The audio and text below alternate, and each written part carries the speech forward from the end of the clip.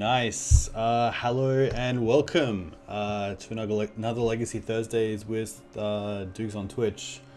A little bit late, but a little bit early as well. Said it would start at 8, but I'm here at 7:45, so we'll see how that ends up. But yeah, back with D&T, of course. This time around with a pretty different build. A lot of one-ofs, especially in the sideboard. Trying out Athalia Heretica Thar in the main deck. When I did play her, I really liked her, and especially with Ancient Tomb in the deck, being able to get her out turn 2, if I'm quite lucky, is really nice. So that'll be quite cool. Going down a little bit on the graveyard hate, got a Remorseful Cleric in place of the second Rest in Peace. Rest in Peace arguably better, but Remorseful Cleric having that tutorability through Recruiter of the Guard, so really like that. Canonist a little bit out of favor right now, same with Containment Priest, but I do like them just as one of silver bullets to get out of the sideboard. And then we also got the new card, Hallowed Spirit Keeper, which seems really good, especially against grindy decks where Gideon's also good. Just where we can get a heap of 1/1 spirits at the end of a sort of really grindy match against something like Grixis. Also pretty good against Eldrazi. I've definitely won a few games against Eldrazi with Hallowed Spirit Keeper, which is pretty sweet. The Vigilance is just so awesome. Being able to have it on attack and defense, especially in a deck that plays Palace Jailer in the main and side. Vigilance is definitely something that I really like. And actually in paper, I've kind of gone back to Serra Avenger as a sort of old stalemate, just because it's so good on attack and defense. And keeping that Monarch is pretty vital. But yeah, not too much else different. 23 lands, 1 drop's always the same, 2 drops really always the same, with the Revokers going down to 2. 3 or 4. I think 4 is probably too many. 3 is okay. I rather 2 and then maybe something like a Pithing Needle in the sideboard if you really want to. Be happy with that. 4 Flick Wisps usually mainstay. I think 2 Mirrors, 2 Recruiters is pretty much just like optimal right now. The Palace Jail, the Walking Blisters, 1-ofs for removal is really good as well. So yeah, let's get straight into a league and see how this goes. Pretty keen to see how Holy Light goes. Mainly for Grixis, but also really good against some elves if we run into it. Hopefully not, as this deck does have a pretty bad elves matchup. But yeah, pretty keen for league, and pretty keen to try to get there with another 5-0. So let's just get straight into it.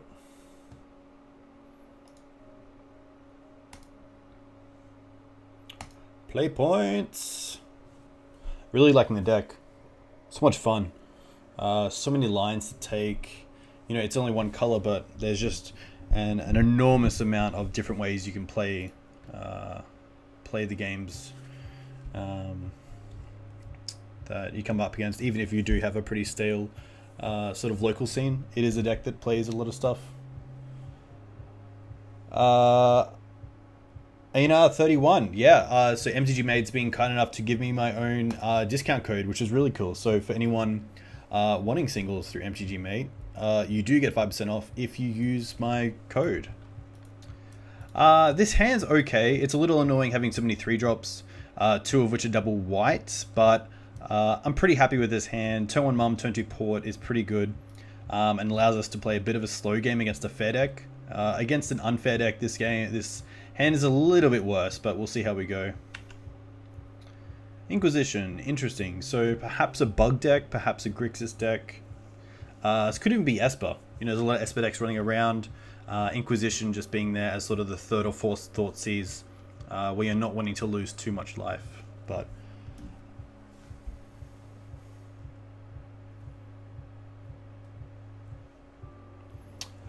yeah, probably should say cards, not order. That is a great observation, and I will change that after this stream.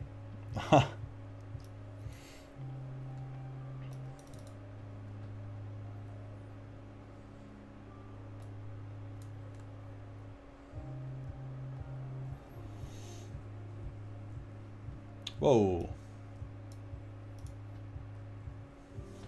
Still waiting on this Inquisition. I mean, Mum's our only turn 1 play, other than Wasteland. If we draw a second white source, I'm pretty happy to Wasteland here. If we draw a Vial, that would be pretty optimal, especially with this Flick Wisp and Recruiter. So we'll see how we go. Another Recruiter.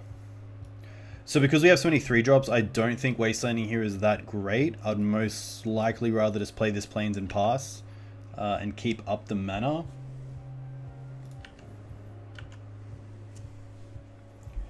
Yeah, the coupon code is up, which is pretty good.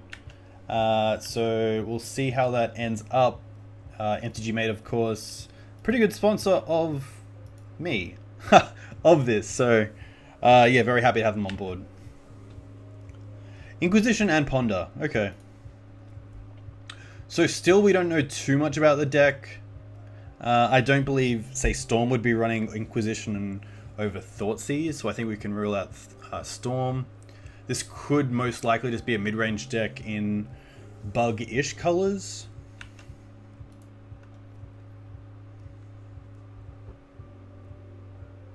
Badlands, okay. So perhaps just Grixis. And there's a Thoughtseize, so most likely taking the Mirror Crusader. If they don't have a Wasteland. Sorry, if they don't have a Bolt. Mirror usually pretty hard for Grixis decks to deal with. Flick Wisp, not much of an issue right now, especially without Vial. We're already going to get value off these Recruiters. And with Baleful Strix in the deck, most likely... taking the Flick Wisp anyway. Okay. So now it's really a case of what do I want to tap down in their turn. Drawing the Flick Wisp is nice, but no double white, so can't really play with it. So just passing turn. And I think we'll just tap down the blue. It does stop things like Ponder. Also Snapcaster Mage, unless they wanted to Snapcaster, then give something flashback, play a land and pass. There's a Strix, so this is looking like Grixis. So happy next turn to try to play a Recruiter. Ooh. So options are Recruiter, Mirren, Flick Wisp. So here, I'm actually pretty happy to try to definitely play the Plains. And then here we can try and Recruiter for a Thalia. Just because Thalia is so good with our mana denial that we already have, that it might be worth just trying to lock them out a little bit. So pretty slow start from both decks.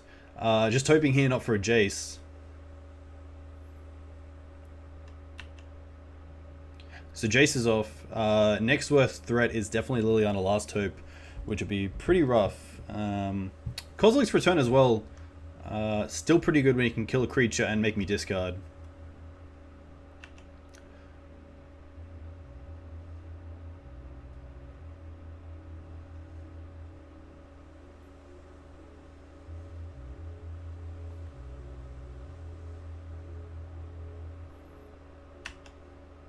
So it looks like Snap Thoughtseize.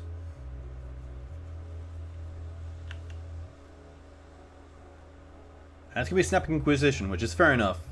There's no more reason to flashback the Thoughtseize because Inquisition takes everything anyway. There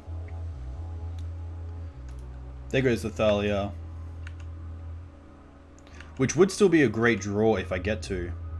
Not a Thalia, which is fine. So 3 cards left. We could just play this... I don't believe they're playing Days, so we can just Flick Wisp this Recruiter, hopefully.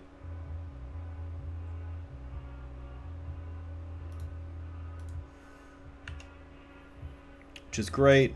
We can play the Wasteland. We can currently take them off double black, which is pretty good.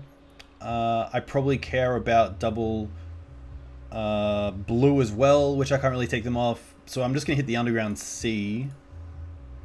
And hopefully get to a stage where I can even just keep that Underground Sea tapped, so the Badlands tapped, and keep them off Go Mag Angler.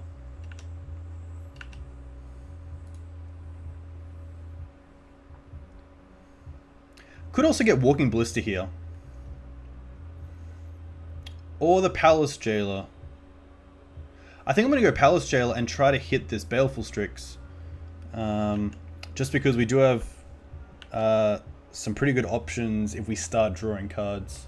And I think if we're going to grind out, that's probably the best. But with True Name on the board, Palace Jailer is a lot worse. So let's see what we draw. Interesting. Okay.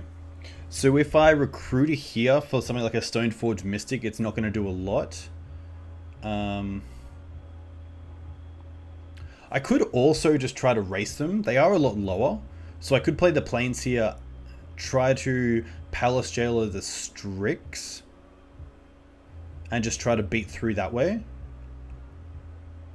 Which is tough because then they get the Monarch straight away. So I think this turn I'm pretty happy to play the Plains.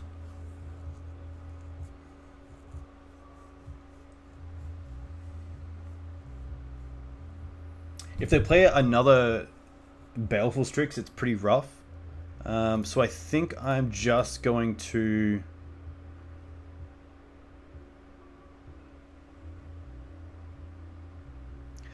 I think I'm just going to Recruiter. I could just get a Mum and play it, which is also pretty good. But I think Stoneforge here is just too good. However, running into something like a Kozilek's Return would be pretty bad. Yeah, best answer to TNN is actually probably Holy Light. Holy Light right now would be insane. But we will go and get... Stoneforge next turn leaves us with 3 mana, so we can still play out Mirren, which is pretty good. But I think I'm actually happy here just to get the Ballista and just clear the way and hopefully get through. I think Ballista's pretty good, especially because we do have a pretty good clock on our hands. If they do try to attack with this True Name, we can hopefully next turn play the Ballista for 2, take out the Baleful Strix and get in the air. Main deck, Sword of Fire and Ice is a semi-answer to True Name. So this could just be Toxic Deluge. Or they could just be representing that the Snapcaster Mage and Baleful Strix are worth less to them than my Flicker Wisp and Recruiter. So I'm pretty happy here just to trade one-on-one.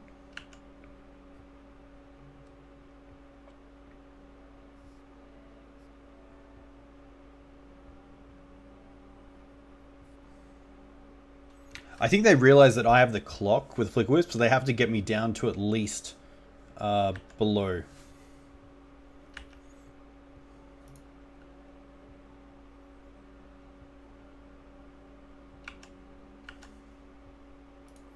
Swords is a pretty nice draw. So Swords allows me to Ballista for 2 and also keep up removal for Baleful Strix.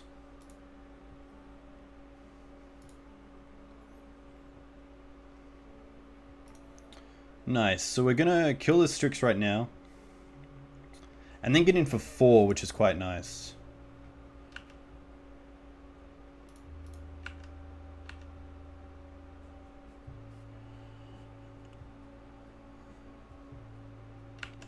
Bolt is fine. It does slow down our clock a fair bit. But at least it's not 3 going to the face, which would be pretty rough as well. So here, happy just to pass back.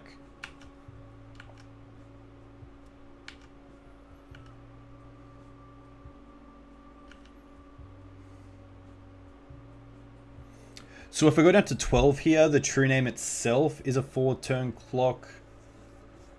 We currently don't have a 4-turn clock. Unless we play the Palace Jailer, which is 2 to 13, 6 to 7, and then hopefully finish them off the next turn, which is a 3-turn. I can also Swords my own dude if I really want to. So I like keeping the Ballista here around.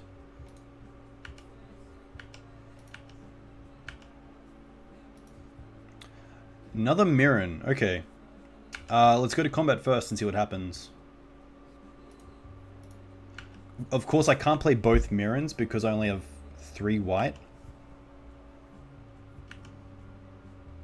So I think I'm happy here to play out a Mirren. and then let them untap.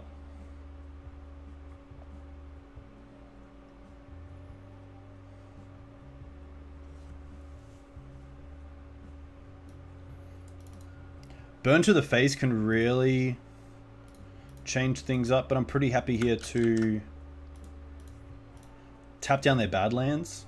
Hopefully they don't have K Command. Which, to be fair, with Mirren doesn't really matter. It's more a case of probably Snap Bolt is what I'm scared of.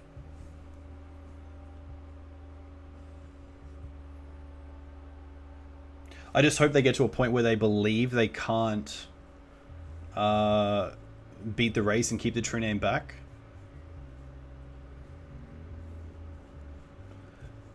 Which as well isn't that great for me because I can't really make a good attack.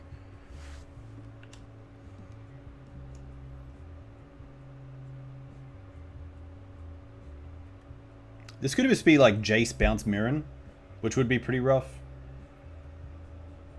And it is. But they're fate sealing. Interesting.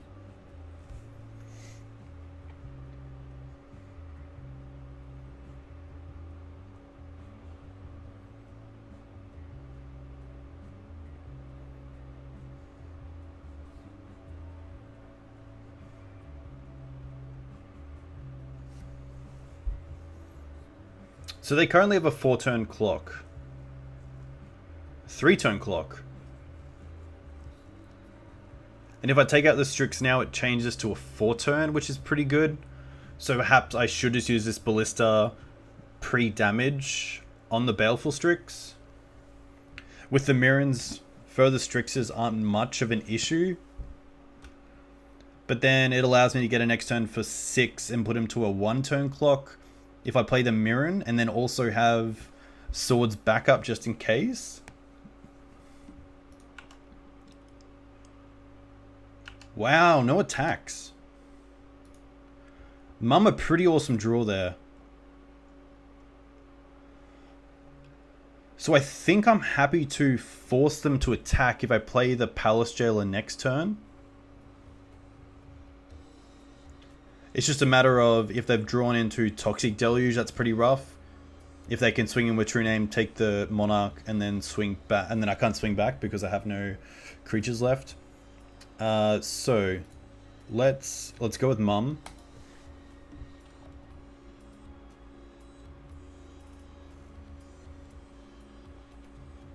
And then maybe just pass. Maybe I can hold up Ballista. Maybe I should do Ballista now.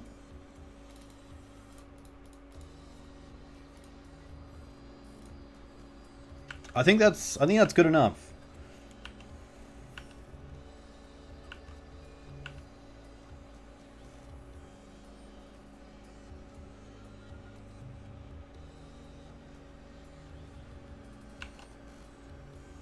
Jace Brainstorm, pretty good.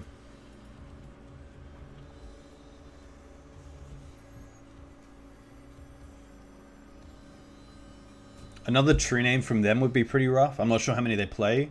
Most likely 4 Strix, 3 Snap, 1 or 2 true names. Maybe 2 Gomags. True name's nice as a creature because it actually ups your count for blue for Force of Will as well. Ugh. Fetching right away.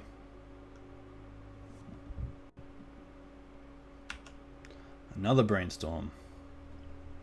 So really getting to sculpt their hand. Through more than just Jace.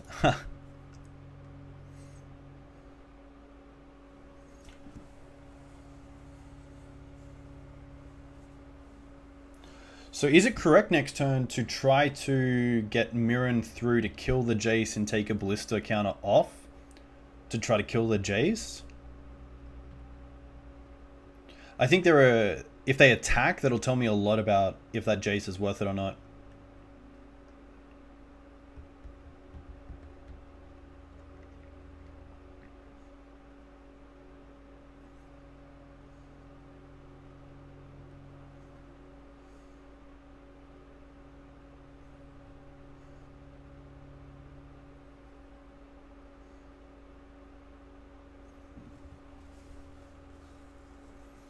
Rishadan Port just getting a little bit worse and worse as each turn goes on because they just get access to so many colors that it's quite hard to keep them off at least one.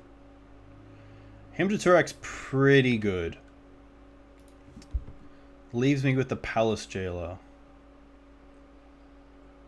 They might just be going for leave me with nothing. So Kaikamar, maybe hit the mum. Okay. That's fine.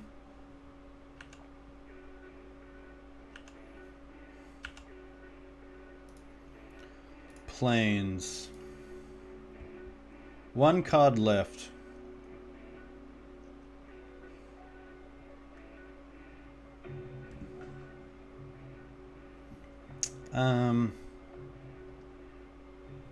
Let's just keep this Ballista around. I could keep... If I play the Jailer, it at least forces them to do something. So I kind of like playing the Jailer here on this Strix. If they really want the Monarch, they have to attack in.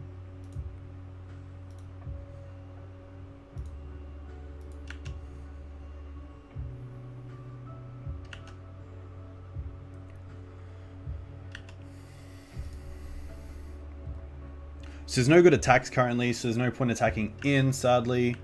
So we might as well take the Monarch, see what we draw.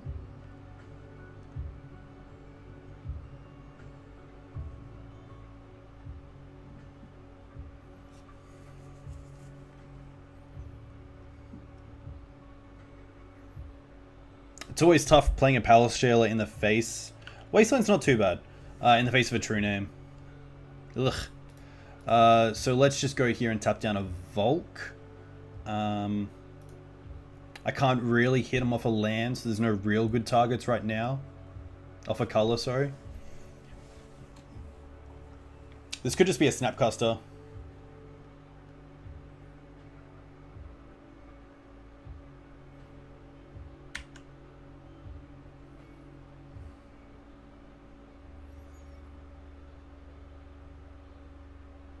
They could just snap bolt me, bounce the Mirren, and just try to race me straight away.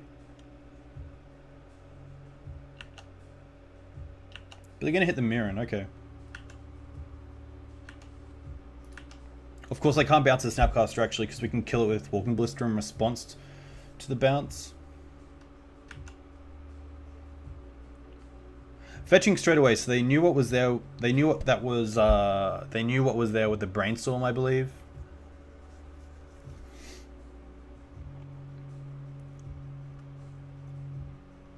If they attacking with the Jit, with the True Name, I think Jit's probably the best draw if we can get it. We're most likely definitely taking out the Snapcaster Mage.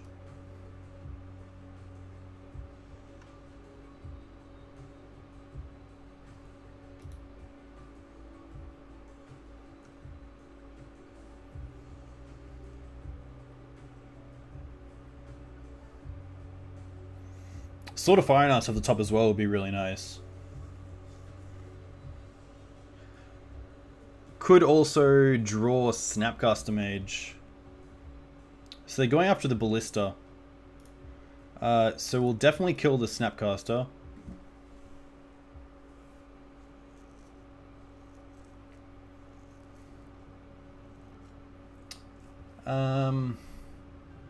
Hitting them takes it down to a 3-turn clock, which is quite nice. But the only way I'm getting through is with equipment, which changes the math anyway. So I believe I should just hit the Jace. Because I'm not getting through without equipment, and equipment just changes the way that I can actually deal damage to them in a number of turns. No cards in hand. Okay.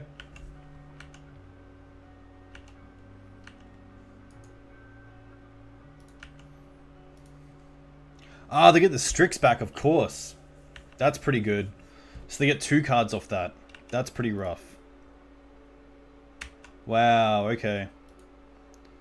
Pretty good draw.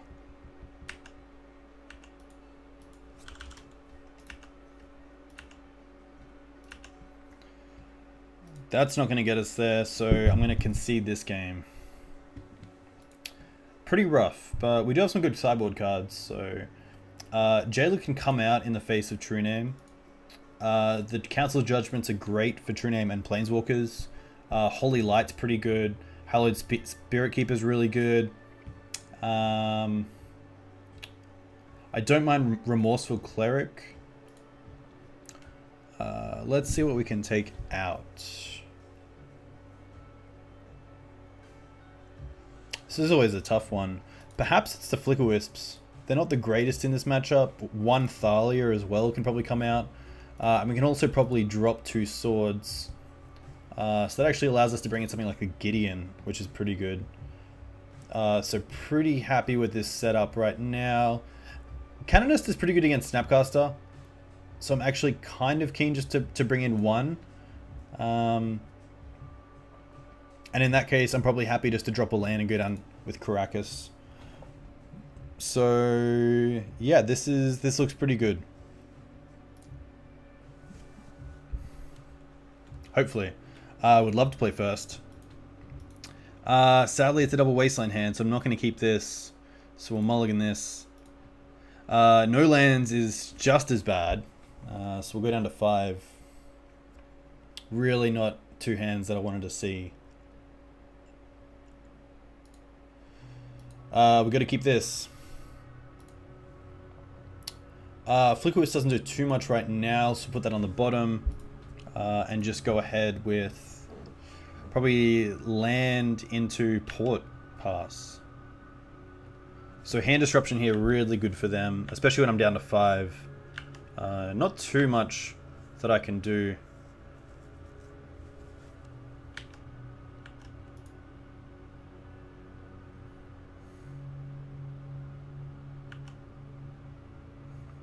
But hey, at least it's a Ponder and not a Thoughtseize.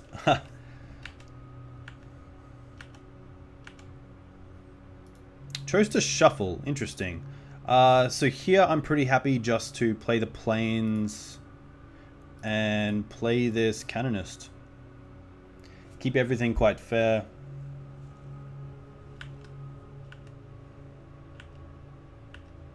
Next turn I get to play Mum and Port, which is pretty good. Hopefully. Him here would be pretty good, and it is him. Leaving me with just the Port, but at least we get to tap them down a little bit. Play the Port. Attack in for 2. Angus, very cool to see you. Unfortunately down the first game against Grixis Control. And down to 5 in game 2, but hopefully getting there. For those of you watching that are unaware, CBR MTG is another Legacy content creator who streams on Tuesdays and Sundays with Legacy, which is pretty awesome. Big fan of the content, and you should definitely check them out.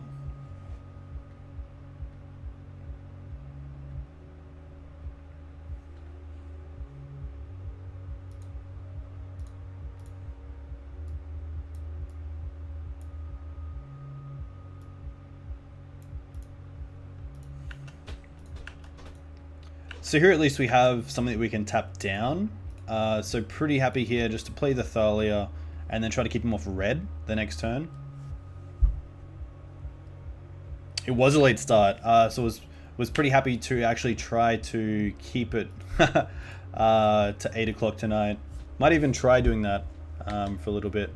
Not floating mana, which is interesting, so no immediate answer to the Thalia. And passing turn gives me the option to draw into Caracas, which I don't, but I'm happy here just to apply some more pressure. And perhaps maybe wanting to kill this Thalia in my end step so I can't play another one. No, okay. If they fetch here, it could be a Kate command, which would just be kill the Thalia, make me discard, which would be pretty rough. It does tap them out, but that doesn't mean a lot right now. The good thing is, as more creatures die, Spirit Keeper gets a lot better if we draw it. But, yeah, there is Colligan's Command. Killing the Thalia does turn on Gideon as a live draw, which is pretty nice.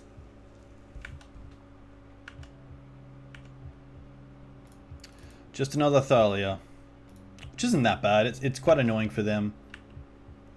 So here I'm pretty happy to tap down the Volcanic. There's no real land that I can tap down to actually give them a bit of a disadvantage for color, just because they have so many. Strix's not really an issue with First Strike, which is great.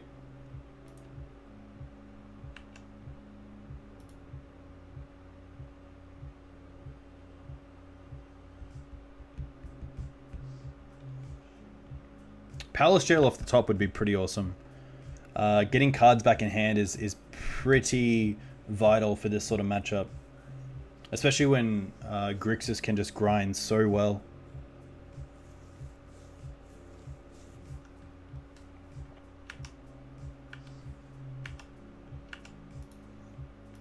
Another plains. So let's attack through. I will play the plains because it allows me next turn to play the Gideon. And I don't want to be caught off guard where they just go to, say, kick him on the Thalia, make me discard a land. I'd rather play it than have that sort of unknown information of trying to bluff that I have something.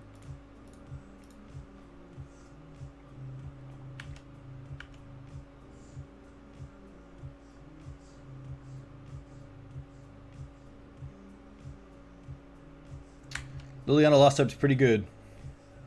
Takes care of my threat, which is a pretty big turn of events here, sadly. But I do have a few cards which can get me back in the game. Wasteland, not likely one of them so late in the game. But there's nothing that I can really draw where I want all this land. I guess if I draw land Stoneforge, I can get Batterskull and play it. But I think I kind of just want to keep my opponent off some kind of mana.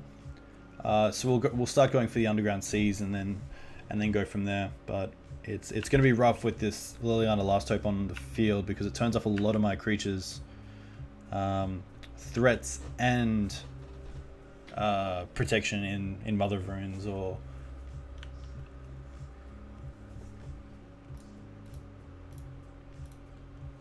Still going for the Volk. Not a fan of Volcanic Arm, so just target that one. Again, no real reason because there's not really a card that I can turn off. This could just be Jace, and this might just be game. Pretty tough to come back from this.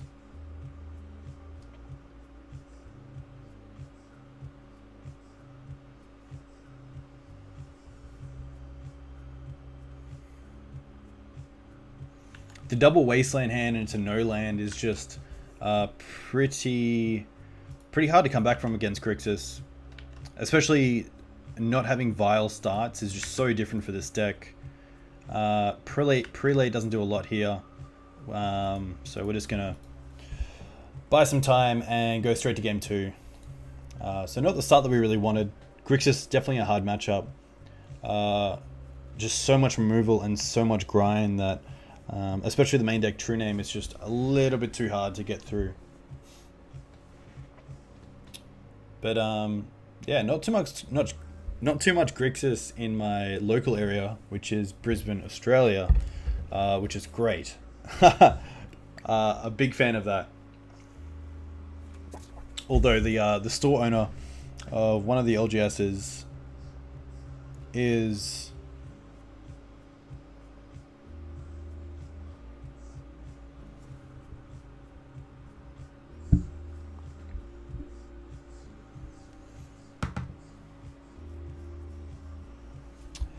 yeah, Anthony does love Grixis. We will take the play, and we will keep this. A little bit risky with the 2 lands, but plains into Stoneforge with swords up is always nice.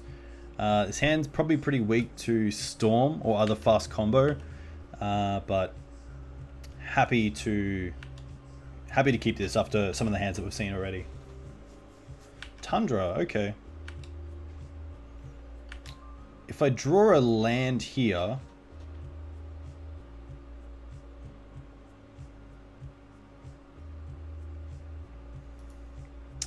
Caracas.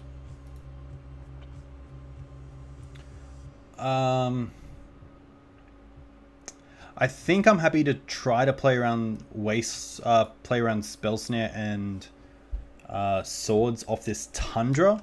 So I think I'm happy just to pass turn and then see what they do in their upkeep. I don't really want to run this Stoneforge out right now. I'd rather make them use a fetch land or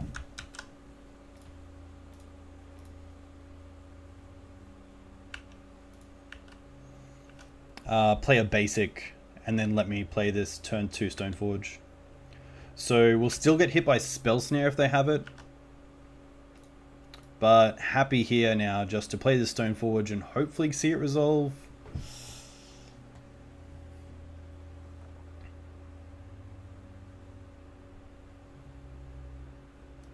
Tundra Island makes me think that this is going to be Miracles, especially with a Force pitching Snapcaster Mage, which is always nice. It's a 2-for-1, which is great. And Stoneforge would have got us up, so I can see why they would have forced there, but...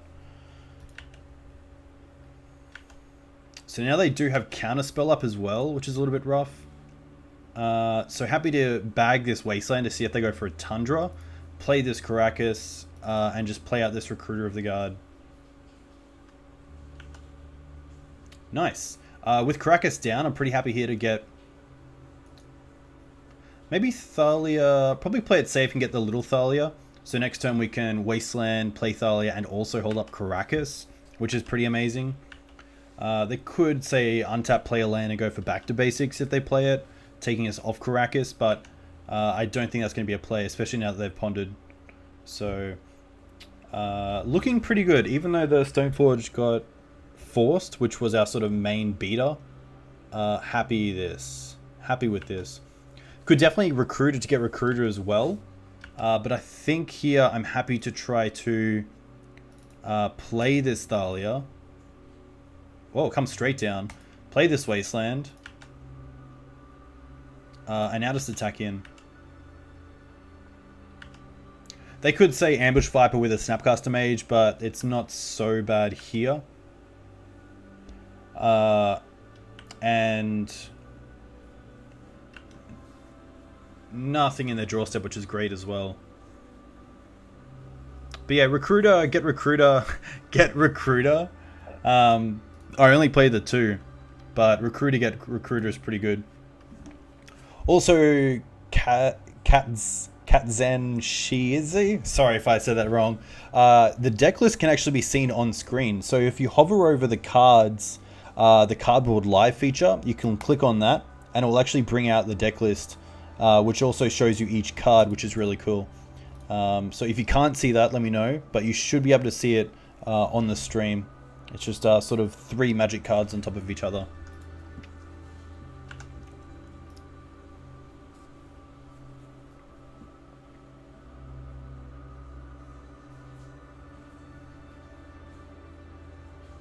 Snapcaster Ponder is more than fine.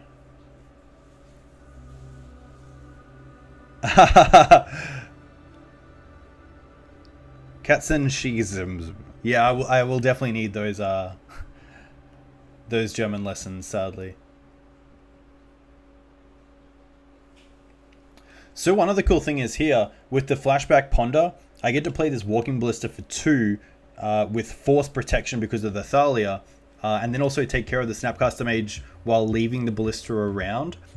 So what that does is give me a really good mana sink.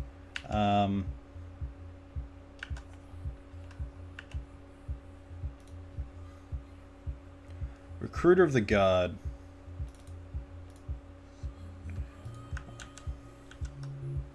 So there's nothing I can do to stop a Terminus, which I believe is coming.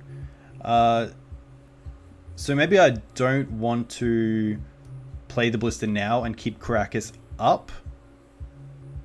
So I want to keep this Recruiter as well because I don't want both going in my library. So I'm happy here actually just to attack with 1.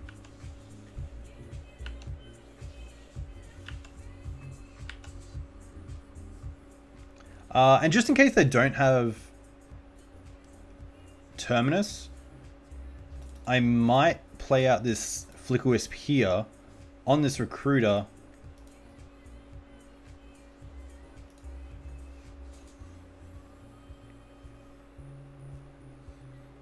And go and get probably Palace Jailer. In this matchup, it seems really good. And I do want to start kind of grinding out my opponent without letting them go to it too far. Ah, that's fair enough. Apologies for that. So we'll get it back. Recruiter comes down, which is great. We will search.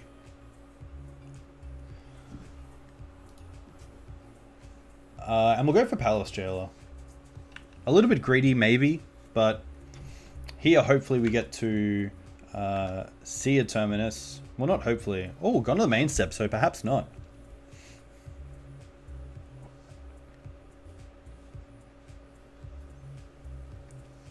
This is looking pretty good. There's a Caracas, which is pretty good for Thalia.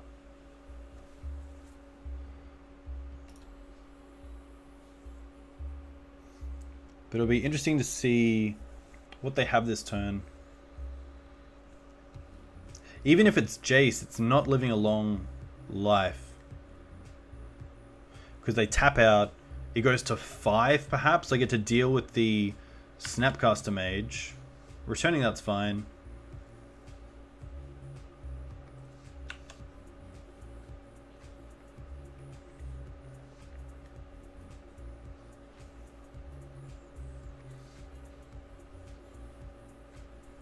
I don't actually mind playing this Palace Jailer into a Force of Will.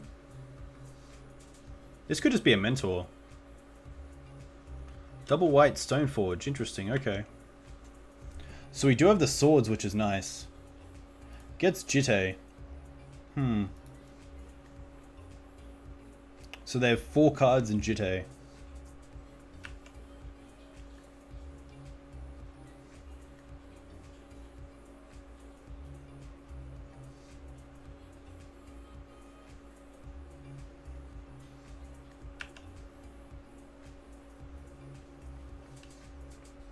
Happy to use this swords now on the Stoneforge, mainly because we can deal with the Snapcaster Mage through different means.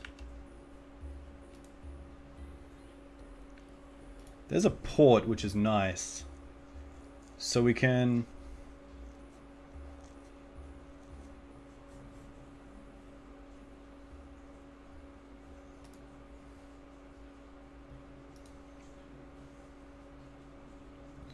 We can either try to slam Jailer or play the Ballista for 1 or play the sword.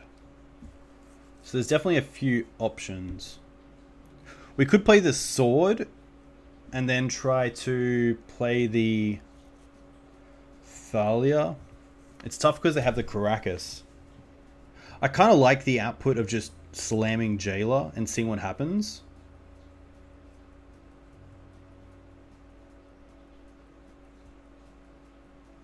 We can't sadly play Thalia first and then Wasteland. Oh, we could play Thalia first, Wasteland Caracas as well, which is a play. So we'll definitely attack first.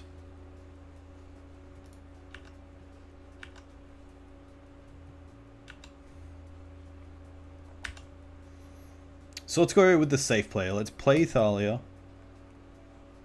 Let's Wasteland Caracas.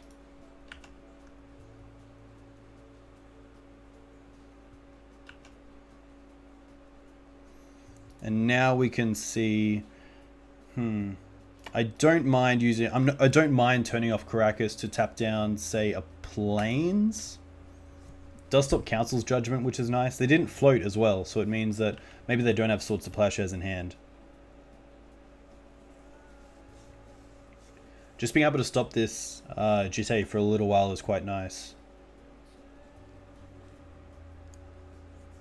Thalia as well does mean they can't tap out either during their turn if they want to be able to force stuff on my turn.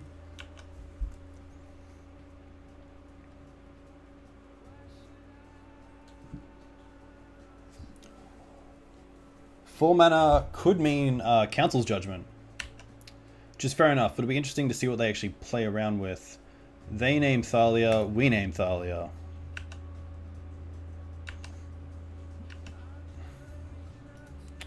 Another Wisp. So let's, with 4 cards in hand, let's go for the Jailer. They need blue card and Force. Okay.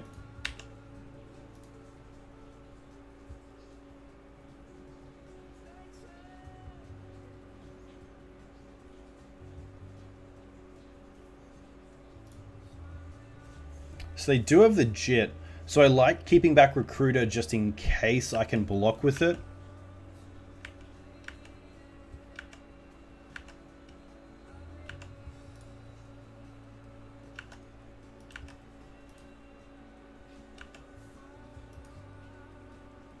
Hopefully they don't also have a Swords. I would love to just trade with the Snapcaster and get that over and done with. So here, luckily, we do get to trade. Even though it's not going to look great for us, pretty happy with how this is going to turn out, I believe. And yeah, definitely. Recruiter did a pretty good job of that, which is pretty awesome. So here, I'm happy to attack first, see if they use a counter from Jitte. That is fine. So now we can play Ballista for 2.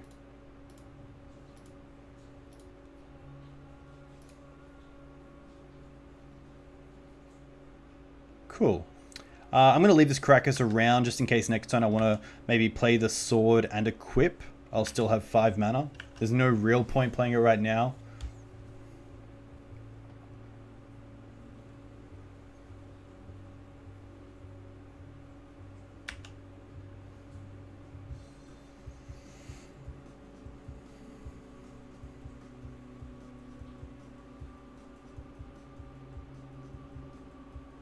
There's a Sword, so let's just go to kill my opponent. Or at least deal 2 damage. Big difference, sadly. And there's a Stoneforge, which is pretty good.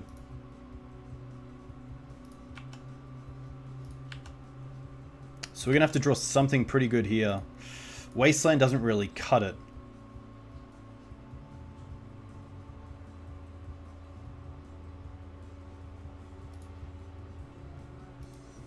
So I can always maybe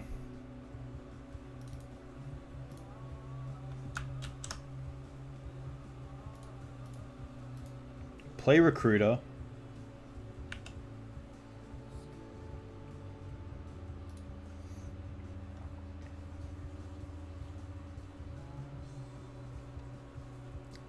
Maybe get Revoker. I could also get Stoneforge and just try to build the board out. I think Revoker is probably best. And then try to play it here.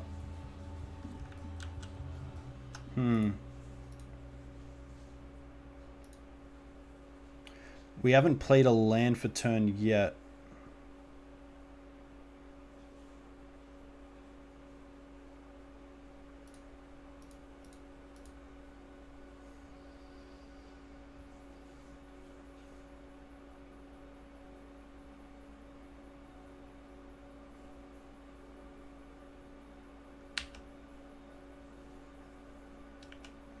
Wow, so they're going to gain 2 life with the Jitte instead of killing the Recruiter, which is interesting. And we will name Jitte, not Revoker.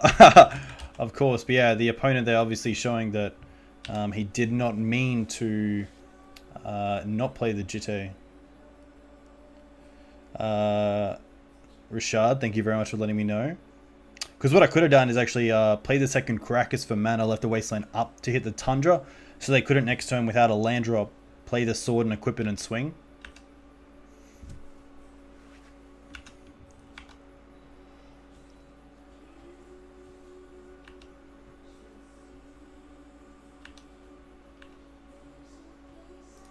Mirren's pretty good. 5 mana up. So maybe they drew Force, and they just want to force this turn. So I'm pretty happy here to take out a Tundra, and then if they float mana, go to my second main and play this Mirren. Nothing. Okay. Well then.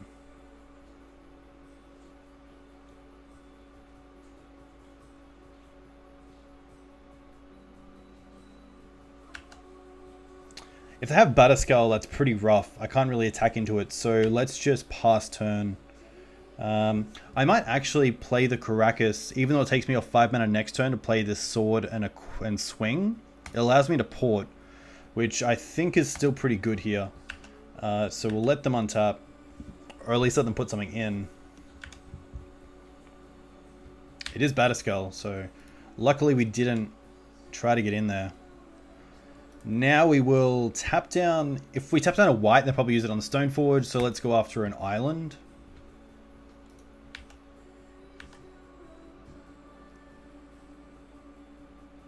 Drew a Delta, which isn't too bad.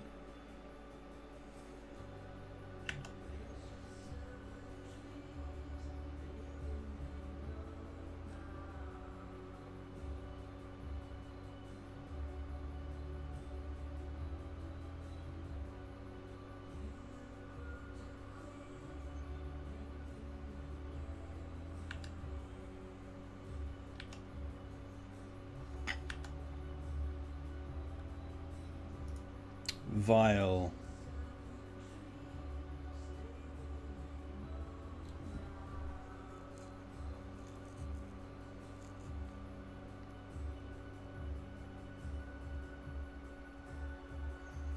So I think best bet is probably flickering the Recruiter. If we flicker the Germ next turn, they can just equip to the Stoneforge and try to get in. So I'm pretty happy here to try to get some value from this Flicker Wisp.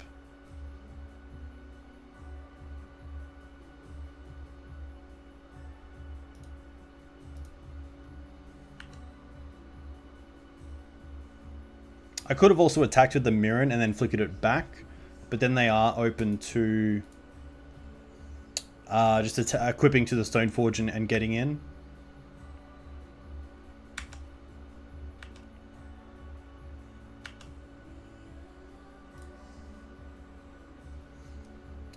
So I believe here I'll just get another Flicker Wisp.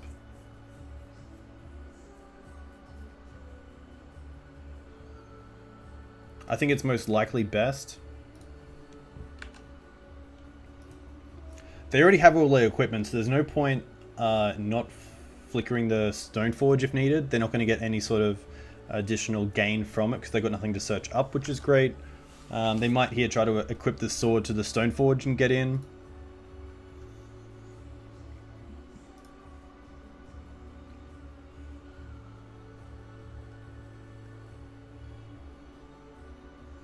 Vendilion Click. Okay.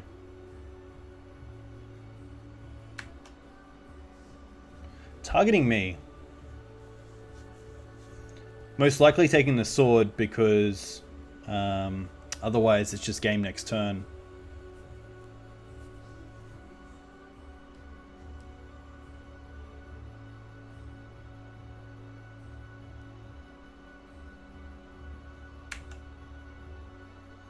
Interesting.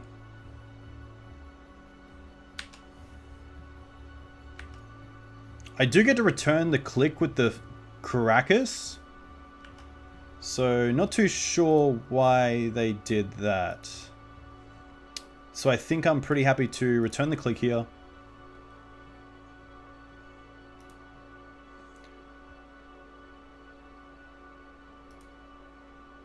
I can get in with these two.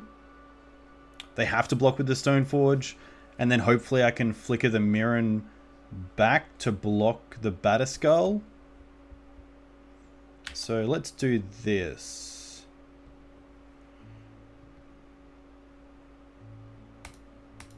I could also flicker main.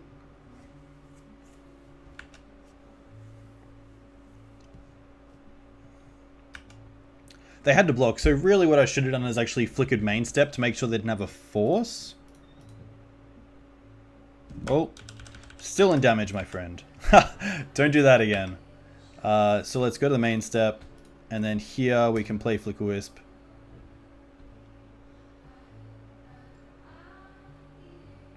And really here we can just hit the germ.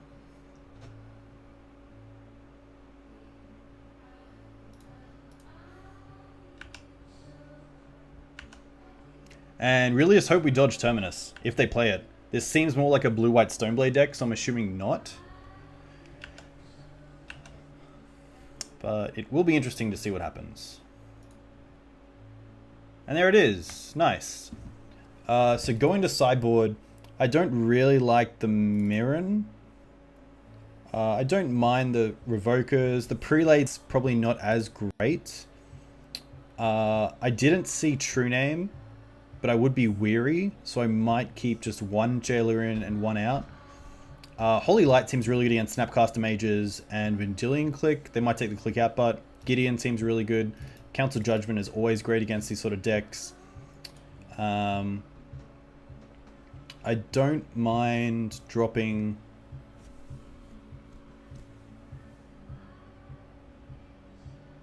Seeing as I saw a Caracas, maybe one Thalia can go down.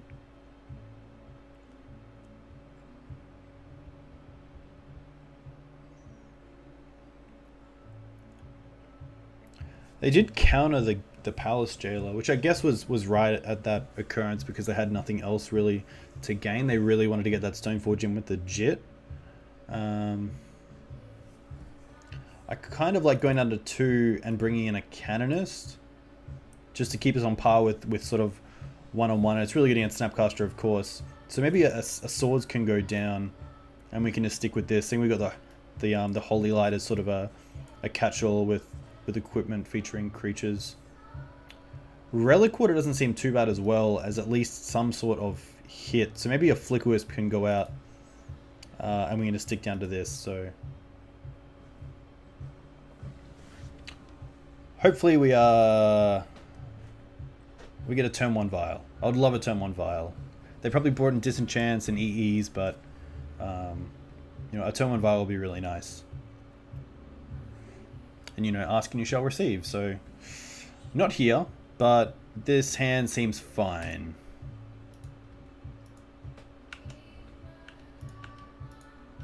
Turn 1 Ponder. Very fair.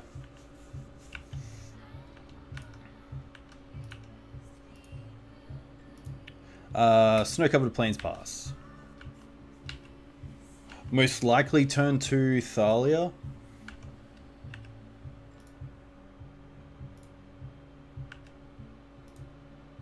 This could be fetch into Stoneforge straight away.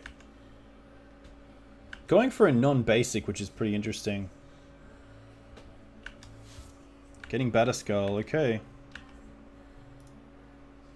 Flicker Wisp, a pretty great answer to Batterskull. So let's try and get this Thalia down. And we do, which is nice.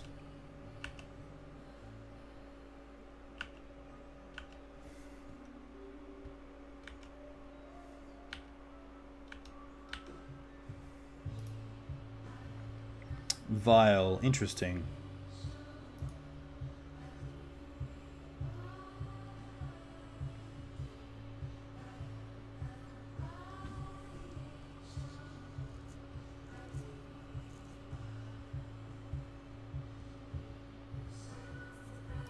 So let's definitely play the Stoneforge. I could also play the Vial early, but I think it's a little bit too late for Vial, especially for 2 mana with Thalia.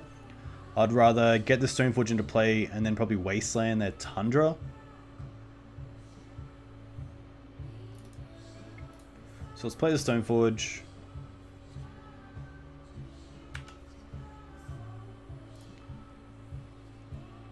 Happy here to get Batterskull myself. Play the Wasteland.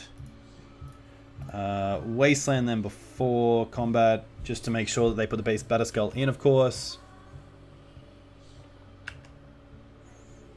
And then just pass turn. Next turn we do get to hopefully flicker the Germ, which is quite nice. Especially when they're quite far off actually equipping that Batterskull to a creature.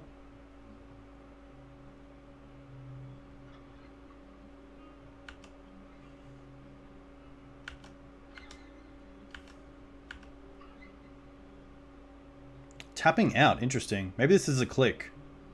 It's a Jitte. Okay. Jitte is more than fine. So this allows us to play a plains, flicker the Batterskull token. There's no good attacks because I want to keep this Jitte back for first strike.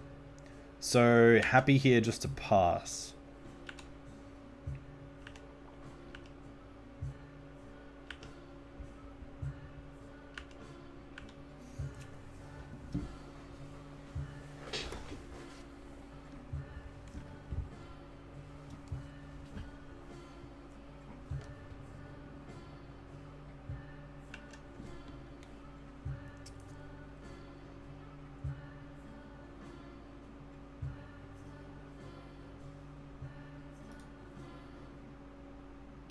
Ponder is fine.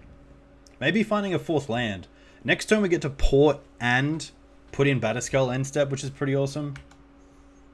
So really happy with where we are right now. So let's play this port. We'll go to combat.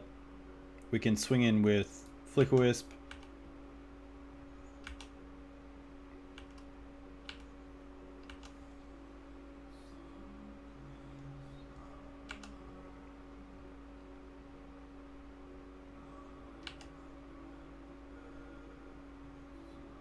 Spellstutter Sprite. Interesting.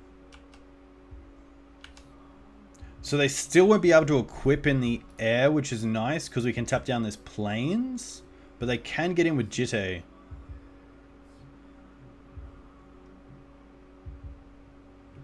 Which is a little bit annoying. I didn't think of Spellstutter Sprite, to be fair. So there's Jitte equip, which is pretty good.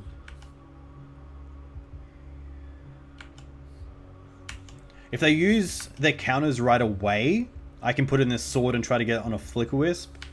But otherwise, I'm pretty happy just to play his Batterskull and then play the sword on it.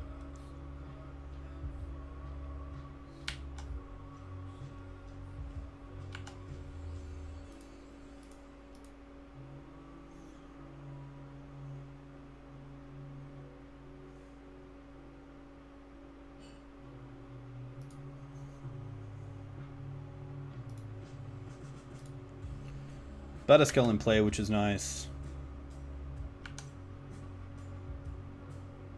Another Vial, not great. We do get to at least put in this sword and equip it. Outside of something like Vapor Snag, which I don't see them playing, this is going to at least trade with the Stoneforge, which is quite nice.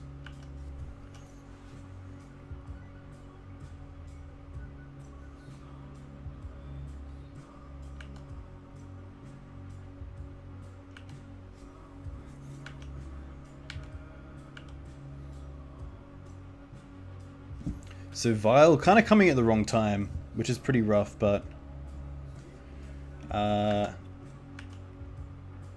pretty happy outside of Swords to Plowshares for this germ. Not equipping the Batterskull, which is interesting.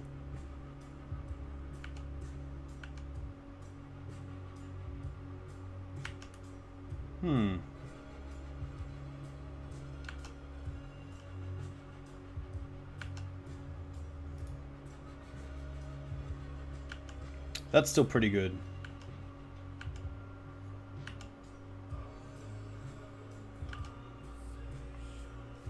However, Holy Light off the top would be pretty awesome right now. I'll tell you that. So we'll untap. Wasteland, not the greatest here. But what we do get to do is at least play Mum. Probably equip Mum to swords.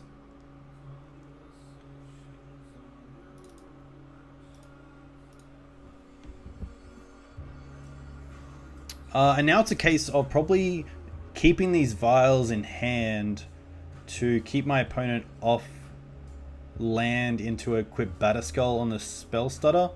But at the same time, I don't think that's going to happen right. I think that's going to happen nevertheless. However, if that's their turn, I do get to equip Batterskull next turn with me, so I'm happy with that. I'm actually happy to keep the lands around. Yeah, Vial does seem pretty good, but at the same time, I like them tapping out for me to swing back with Pro Blue anyway and try to hit something. So we will just pass turn.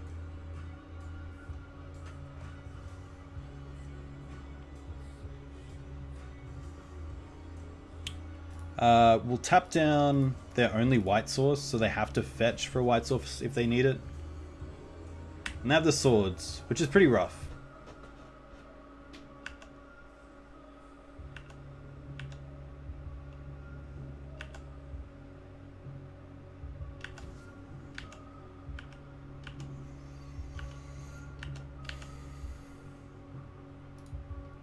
Swords is okay. So I get to definitely play a Vial. I want to port them down, so I can probably play the other Vial as well. And pass turn.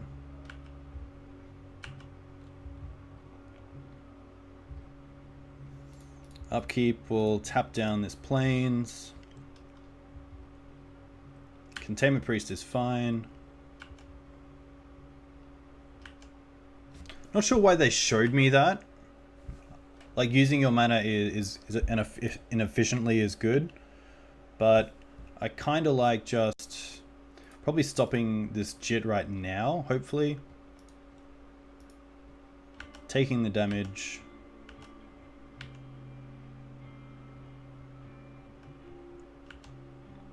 Equipping the Jit. And passing back. So we'll definitely put both these Vials on.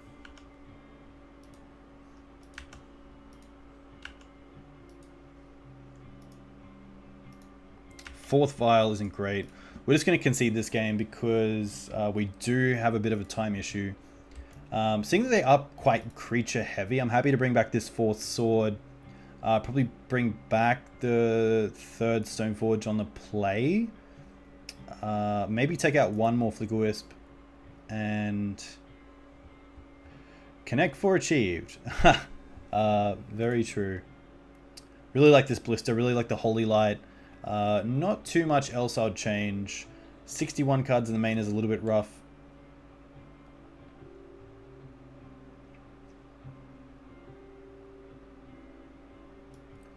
Thalia is pretty good. Maybe just keeping in one Flicker Wisp is enough. Maybe just one Judgment's fine, and two Flicker Wisps is fine.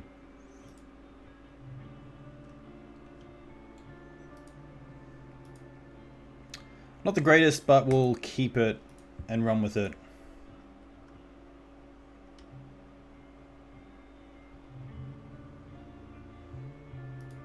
They have gone to 6. So, a little bit of an advantage for us. They've gone down to 5 now.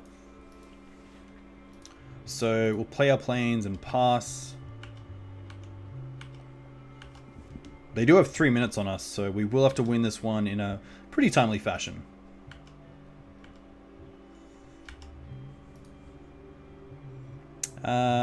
Happy here to play the Caracas into Stoneforge.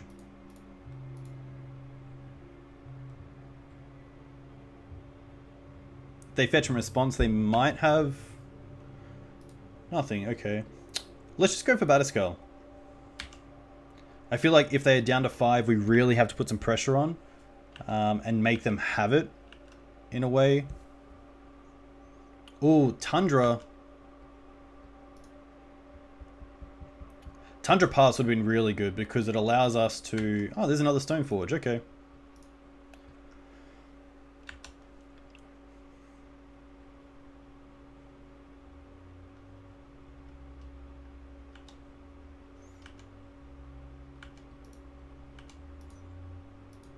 Swords is a pretty great draw. So we get to Swords their Stoneforge.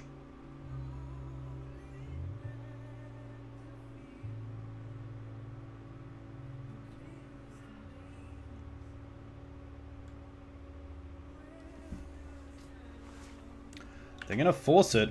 Okay. I think Wasteland Pass is fine, keeping up Batterskull.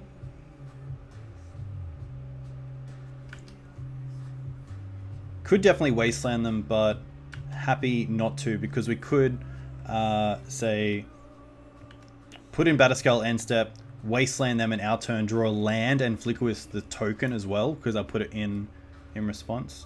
TJ Fate, howdy. Welcome.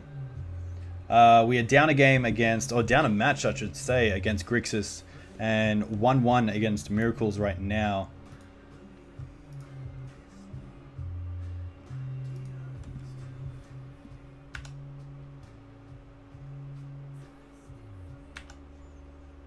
End step, we will activate Stoneforge, put in Batterskull.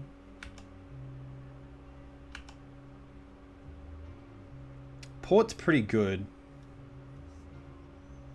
So we'll see if they react to this.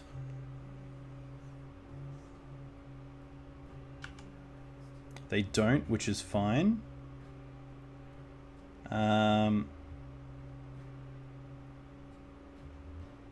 Happy to swing in and trade if it happens.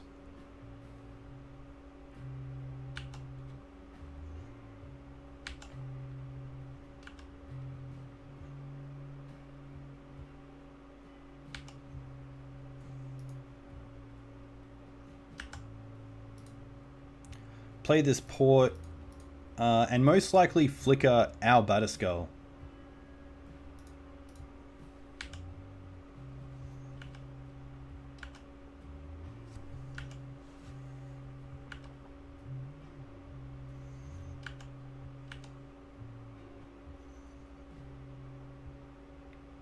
They're up to 3 cards. Doesn't look like they have another land, which is pretty great for us. Drawing Thalia is pretty good here as well. So let's just go to attacks first.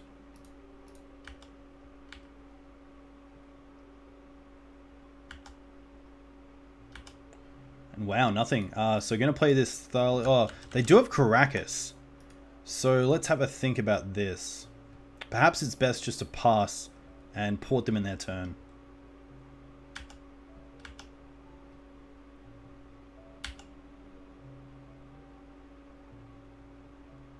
Jit's pretty good.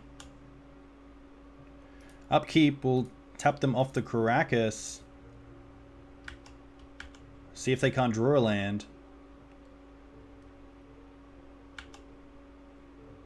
And they can't draw a land. Pretty rough. Ooh, another port. That's a great draw. That is a great draw.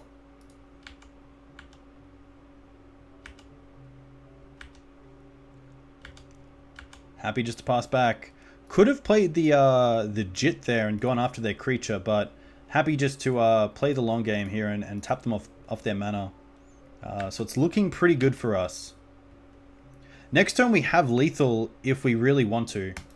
We could have flickered out their blocker and swung in for 8 Exacxies, but we're on the board, which is really nice. Really cool to hear. One thing I want to point out actually is MTG Mate have come on board and given me a sponsorship code, which is very cool. So you can use Doogs to get 5% off your cards from mtgmate.com.au. So it's not actually an order because it doesn't affect shipping. But if you want to get some cards locally in Australia, especially singles, MTG Mate is pretty awesome because they do have a pretty wide selection, really good customer service. Nick's really cool, huge range, great prices. I've already bought stuff off them, which is pretty cool. But yeah, if you're wanting to get some singles in Australia, MTG Mate is pretty good. They will also be at GP Melbourne with some shirts, MTG mats, which is very, very cool. But yeah, very cool of MTG Mate to come on board with that coupon for my viewers. But yeah, pretty lucky there for my opponent to mull to 5 and then get stuck on lands, because an opposing Jitte and Batterskull is never fun to play against, especially as a D&T player.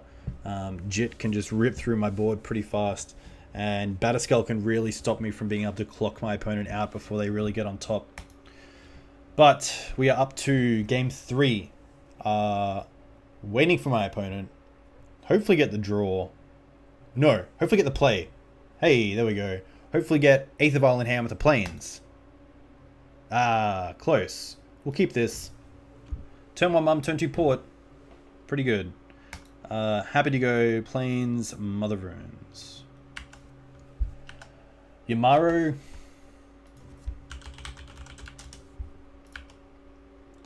Good luck.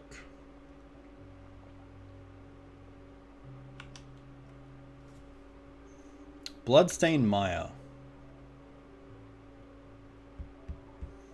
Mountain. Fork Bolt. Wow, okay. Not too sure what this could be.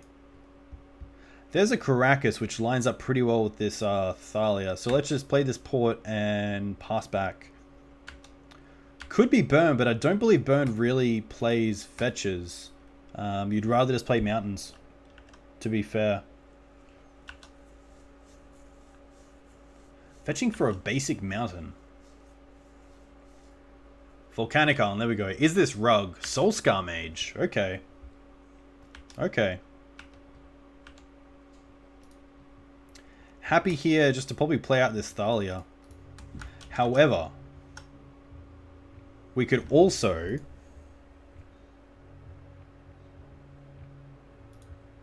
Yeah, this could be Blue-Red Delver. So perhaps this Thalia is a little bit better if I have Caracas up. So maybe Recruit is the better play. However, I could also just Port and Swords. If a source you control would deal non-combat damage to a creature an opponent controls, put that many -1/-1 counters on that creature instead. Interesting. So I think here I'm happy to probably just play out this Recruiter. However, I want to play around Daze a little bit. So yeah, I think it is. So I think I'm pretty happy getting rid of their... Yeah, let's get rid of their threat right now. And then just pass back in and probably tap down the Volcanic Island. So I could have saved that for something like a Delver, which is definitely a little bit more of a threat with my hand.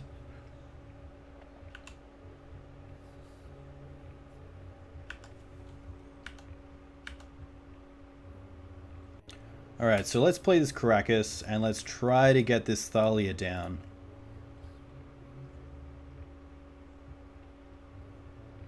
If they can't counter it, they might want to fetch in response, but they don't. Interesting, okay. So let's see how this works out.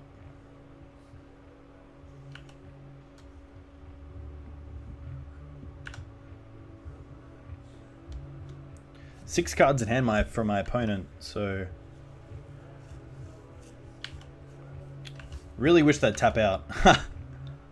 Okay, Vial a little bit slow. So let's go to combat, attack with Thalia.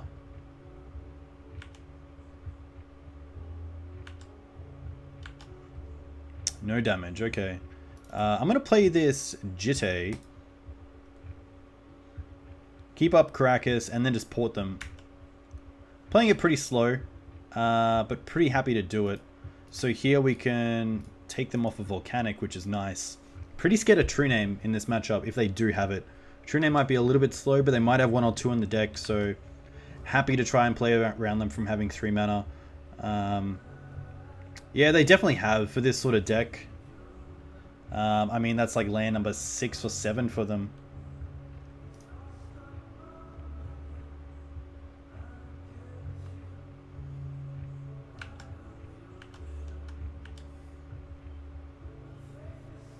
Revoker. Not doing a lot in this matchup against, except maybe against something like Grim.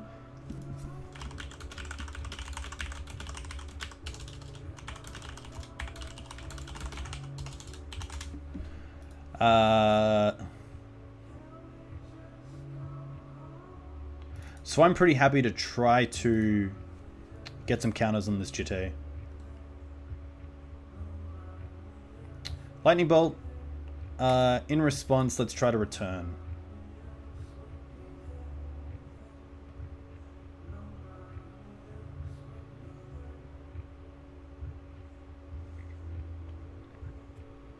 Because of the amount of lands they have, let's just try to get some actual pressure on the board in Revoker. Could also just play the Aether Vial, so let's let this all resolve. I'm in no real rush. So let's just play this Vial and pass. If there is something in this deck that Revoker can name, it's going to be pretty backbreaking. Usually something like, is it Staticaster or Grim Lavamancer is really good, so I don't really want to play this Revoker just blind naming nothing. If they spell pierce this, that's more than fine. It's going to be a Daze. So we might as well use it. At least pay for it, because we have nothing else to do with the mana. So we will pay for Daze. If they want to double Daze, that's great. If not, that's fine.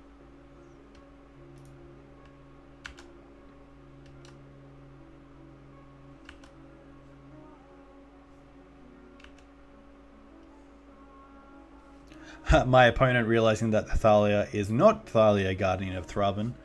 Thraben. Either way, happy here just to untap, tick this Vial up. This game is getting a little bit later than my opponent probably likes. So what I like to do here is play the Wasteland. They could have Force, so pretty happy here to take them off a land. Go to my second main. And then it's going to concede, which is pretty sad. That was a pretty rough game. Let's bring in Path. Let's bring in Canonist.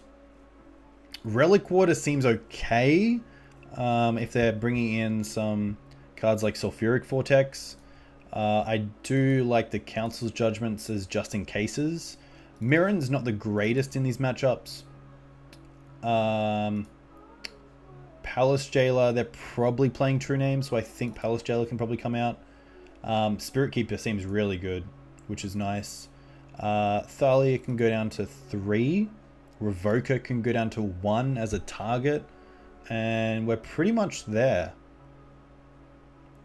Can probably drop a Flicker Wisp for...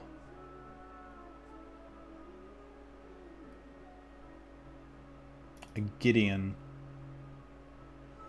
And just go with this.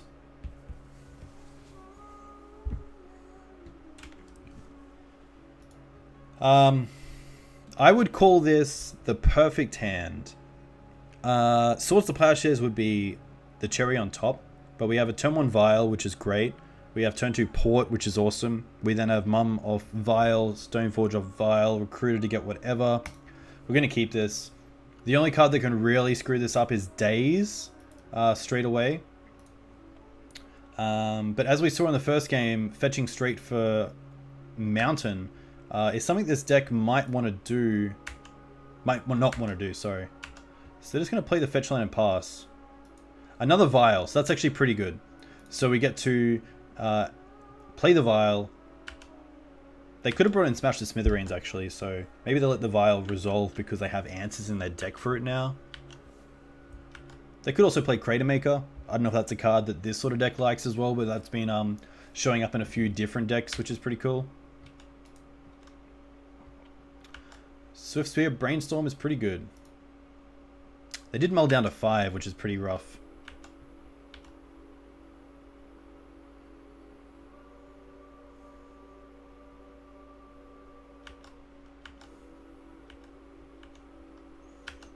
Happy to take 2. Happy to tick up this Vial. We'll play the Port and we'll take them off red because I want to put this Mum in end step and try to keep it around. So let's untap, tap down their red source. Smash the Smithereens. So in response, I'll definitely put in Aether Vial. Put in Mother Runes off the Vial. And they've just conceded because we had the mum.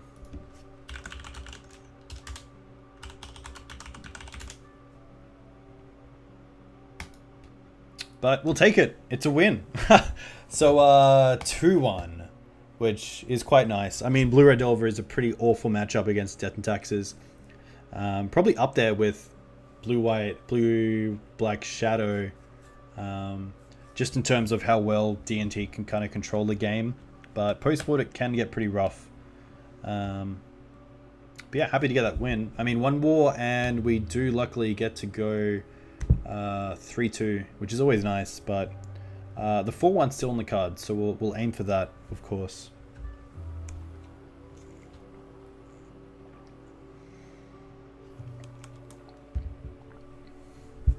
Pretty insane how MTG bot can pull what the last player was playing, which is very cool.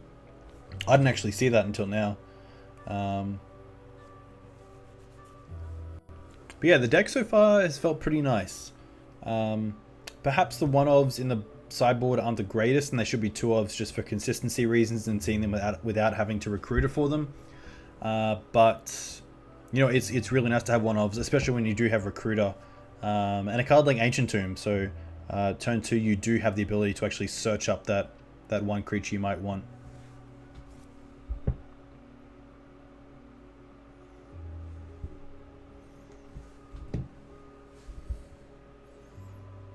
Also a shout out to CBR MTG who collabed with me on a Maverick sort of deck tech, which is very cool. So porting the sort of green-white variants of mid-range decks in Modern to a Legacy Maverick deck, and sort of how you can move from Modern to Legacy, which should be coming out hopefully tomorrow, or at least this week, which Angus from CBR MTG did the interviewing with, which is very cool. So hopefully if you guys are keen on Maverick, definitely check that out, because I think it should be a really good piece of content.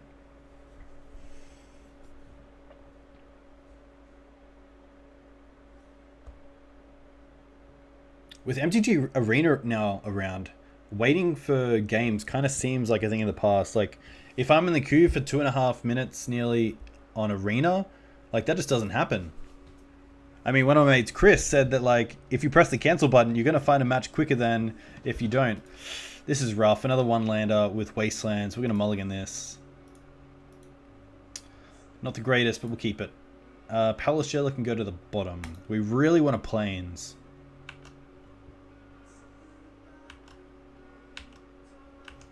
If we draw a Plains, we don't. Underground Sea Pass doesn't tell me much.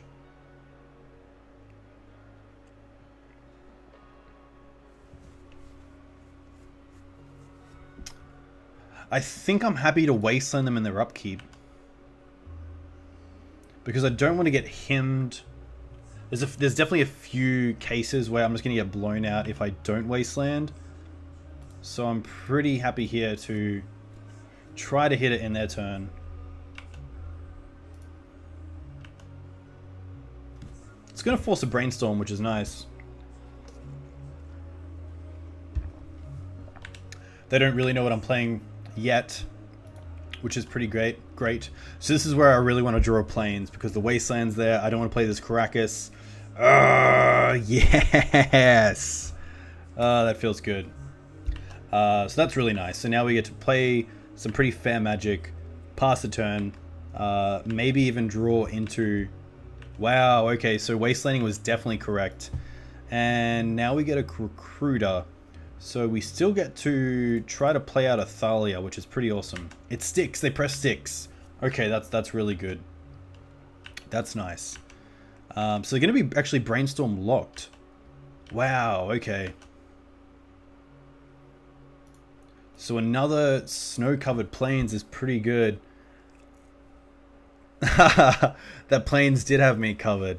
Rashad. Wow. And that's the game. So I think actually a turn 3 Sanctum Prelate would have been pretty awesome there.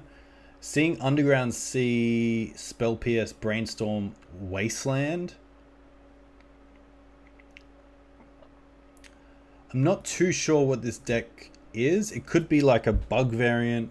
It could be Shadow. This is going to be pretty interesting. So chat, if you've seen an Underground Sea, a Wasteland, a Brainstorm, a Spell Pierce, what would you think the deck would be? What comes to mind is Blue-Black Shadow. It could be Grixis Delver for sure.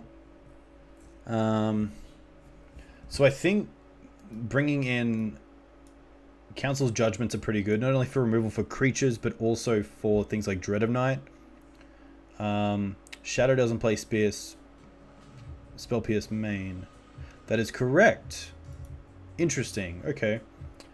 Maybe Jailer. I'm still going to bring in the Jailer because we have the Council Judgments to deal with True Name if they are a True Name deck. I don't mind Spirit Keeper in this matchup. Perhaps going down on a Revoker and a Thalia is pretty good. Can probably also drop down on a Caracas to 22 lands. Gideon's always really good in these sort of matchups. So perhaps the Ballista just isn't enough. Maybe the Ballista can come out. We can probably just drop down to 1 Palace Jailer because we've gone out of 22 lands and just be happy with this. Remorseful Cleric actually seems pretty good. So maybe Remorseful Cleric over the 4th Flicker Wisp. And we'll go with this. So we have some nice answers to things like True Name, any Planeswalkers, if they play Dread of Night. It's a great answer. Holy Light is interesting. We might as well bring it in. It's just that sort of deck. So yeah, Palace Jailer does seem really good against the Gomag deck. Yeah, exactly. Holy Light seems pretty good as well.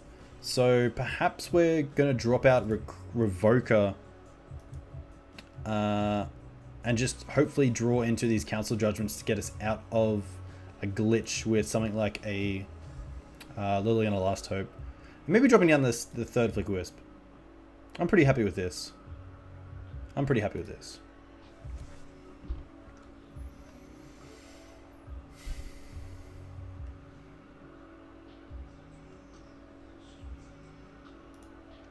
The old one-lander on the draw.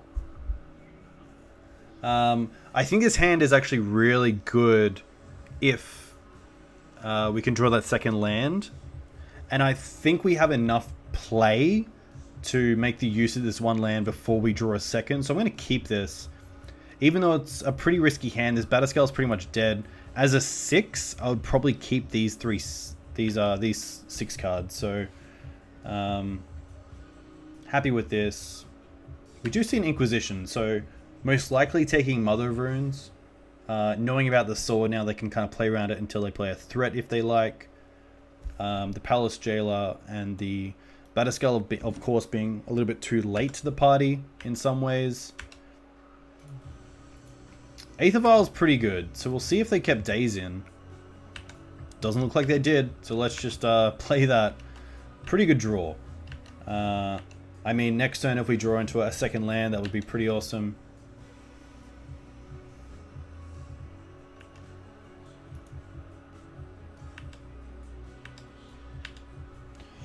Alright, we will trigger this Vial as we trigger our opponent because we will draw a Rishton Port. We draw a Wasteland, which I think right now is actually really good just to hit and keep them down on mana.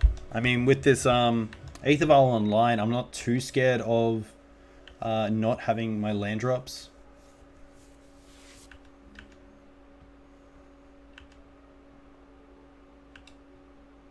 So let's tick up this.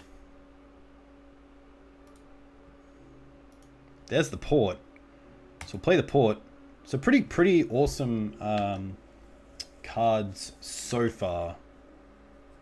No point really tapping down a land now. I might as well see what they draw into. If they do nothing, we might as well hit a fetch land. They're going to go to their end step. So let's tap down a fetch land.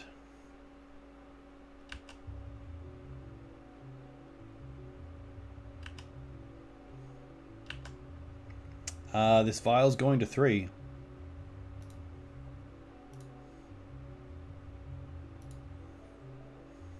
Wow. Wow.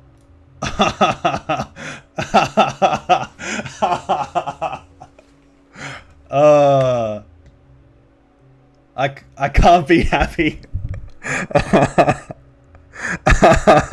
My poor opponent. My poor opponent. We drew like perfect that game. We literally drew perfect. And then to have like the port with the Thalia.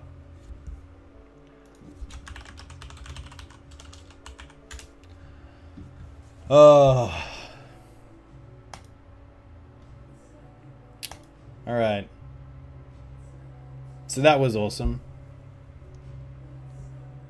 That's what every blue player should get when they play against Death and Taxes. That was pretty disgusting. That felt so good. That felt so good. Rough. Now we get to go for the 4-1, which is really nice.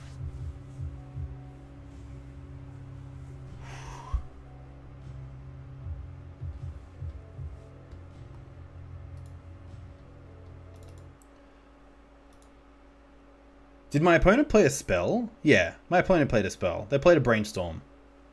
My opponent played a Brainstorm in 2 games. I believe that's correct. Sometimes the cards just line up really well.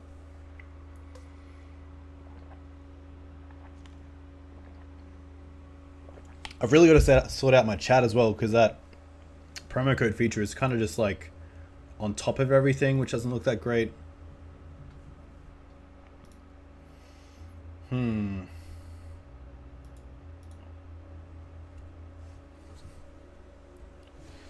So what are we played against?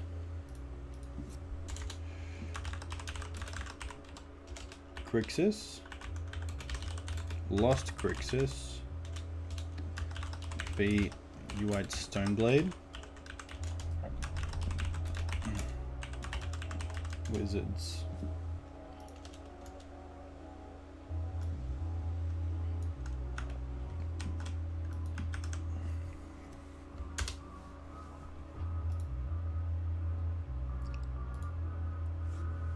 Interesting. New Thalia being pretty cool. You know, she kind of dropped out of favor for a little bit, but with Ancient Tomb back in the deck and just being a Caracasable target is pretty awesome. Against grindy decks like Miracles, I think Thalia is just like nearly as good as old Thalia, because you're attacking for 3. You know, your opponent can't just like block with a Mentor and pump it once to try to kill it. Please be on the play. Hey, oh, on the draw. That is fine. I'm assuming my opponent will take the play. We will try to get an opening with Aether Vial. Don't get there. Another 1-lander with just the no colors, which a little bit annoying. I mean, if that was a Plains, I would probably keep this. You get double Mum, double Swords. Double Caracas, yuck, but we'll keep it. See what we draw into. A Plains on top. I kind of like this.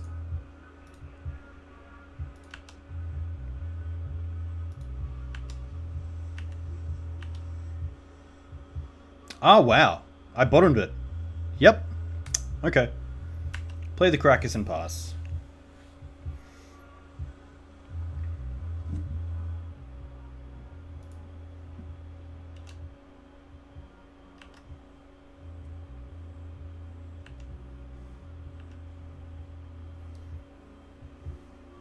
Most likely against another Grixis deck, but I guess we'll find out pretty fast. Pluto Delta doesn't give too much away. Pluto Delta and Underground Sea doesn't give too much away. Careful Study. Oh. Oh, is this Blue-Black Reanimator? Caracas then is pretty good. It is. Luckily we have the Caracas in hand, which is pretty nice. They're going to reanimate the Grizzlebrand. Gonna play the Lotus Petal, which is fine. End step, we will try to return Grizzlebrand to their hand.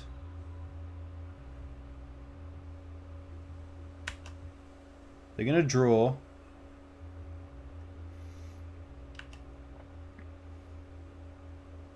At least we get to see some cards go to discard, which is nice. Grizzlebrand. Hopefully not a non-legendary creature. Lotus Petal. Sorry, that was a second Grizzlebrand, of course. Island, okay.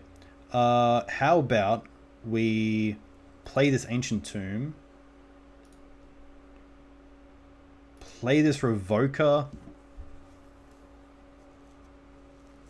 Could name Lotus Petal. I think Lotus Petal's probably the best because they have Grizzlebrand. They're on 4 life. They're on 4 life, so Grizzlebrand isn't really an issue until they connect. So I like hitting their mana now, as Rashad and Port said. So let's go after Lotus Petal. This does kind of force them into reanimating Elishnorn just to kill the Revoker. Which isn't that great a play, of course.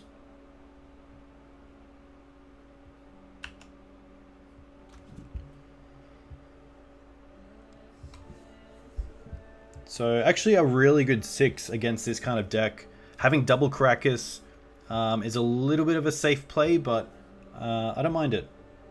They are going to fetch down to 3.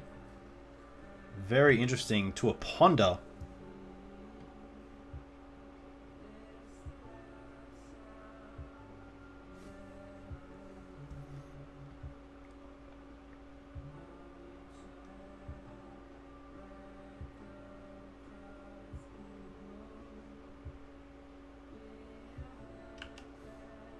So my draw into Wasteland would be really good.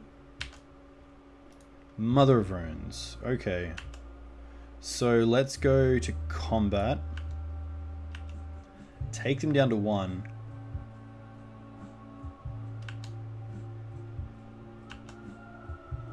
Now I do get to play a land and perhaps Recruiter straight away.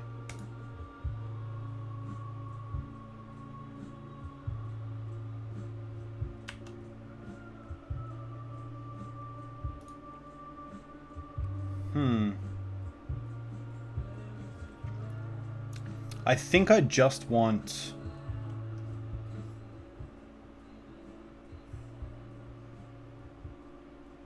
probably Palace Jailer. Just as a sort of catch-all. There's no point playing the Mum because they're going to most likely get back the Elishnorn. So happy to not try to go too wide and just play my threats out as they come.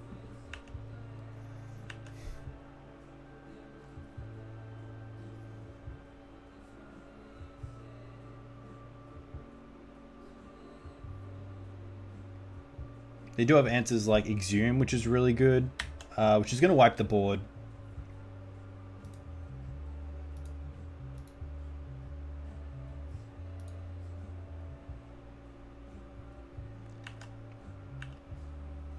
So here we will return this Elishnorn to their hand. Oh, I could have got Ballista. I should have got Ballista and just ballisted them. How did I not see that play? Come on, Dougal. Oh, that's frustrating.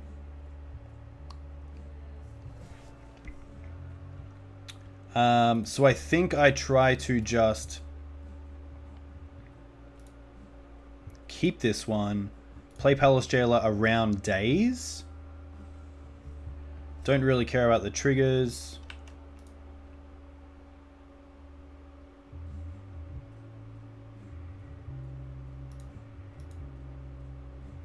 Yeah, Lazy 1992, you were very correct. I like keeping up Caracas.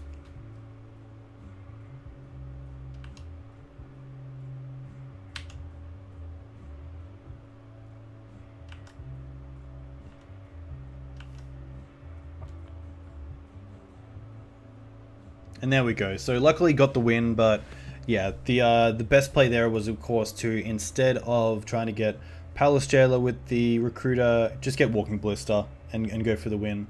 So what don't I like? I don't like the Stoneforge package. That can definitely don't go out. Prelate isn't too bad. I believe we can go down on maybe 3 Wisps. They're not great. I do like the Containment Priest, the Remorseful Cleric, the Canonist, the Surgicals, the Rest in Peace, 1 Council Judgment, maybe 2 Council Judgment. They might be playing Show and Tell, so perhaps this Palace Jailer is really good. The extra path is always nice. Relic Water is quite nice as just a hit for something like Animate Dead. Everything else is a little bit mediocre. But yeah, pretty happy with what we have right now. So let's go ahead and submit this list.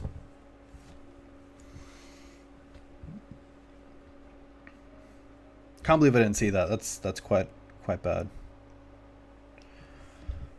But playing for the 4-1, still in good shape. Up a game against Reanimator, which I believe is a pretty good matchup. Main deck Caracas, really good hate in white for big creatures and Soul Splashes, or Path to Exile, Graveyard Hate, Rest in Peace, Council of Judgment. Rest in Peace, Remorseful Cleric or Containment Priest. We should hopefully be good this round.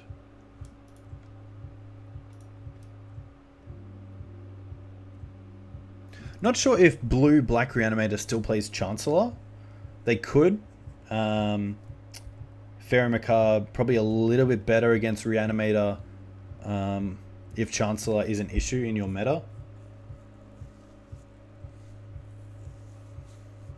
My opponent, obviously looking at their 7 pretty handily. Don't really want to mulligan. This is a fine hand. If they do play Show and Tell, Palace Jailer is a really good hit. So we'll keep this. We have interaction with Caracas, with Swords. Yeah, you can also recruit it from Macabre. So either way, really happy. We could just Wasteland our opponent here. They're most likely going to Entomb for something. So I don't mind just playing the Caracas here and passing.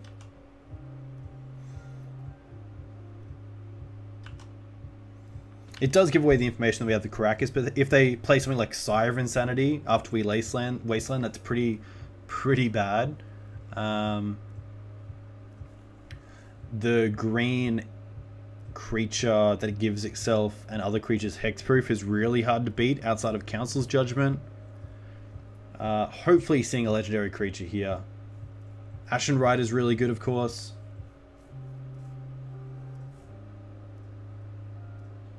Maybe leading on the plains was the correct decision.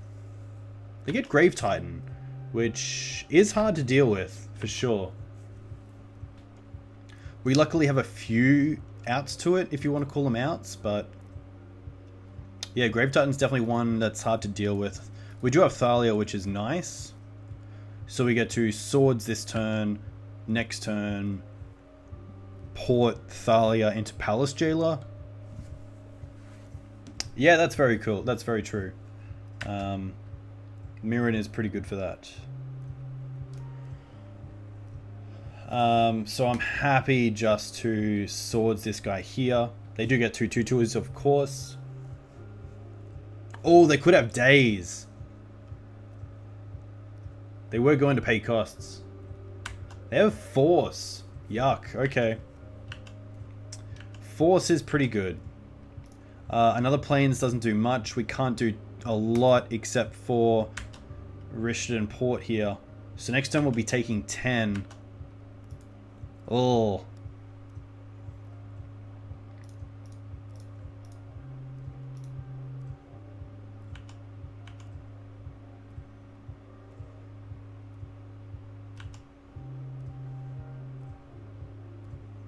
I think we're nearly just dead, which is pretty rough.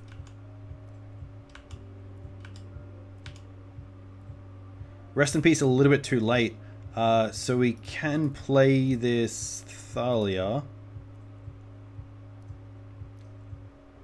We have to block the Grave Titan, which kind of sucks. I think this is just game. Thalia does tap their tokens down, but I won't get an extra attack anyway. I mean, they just swing in with everything.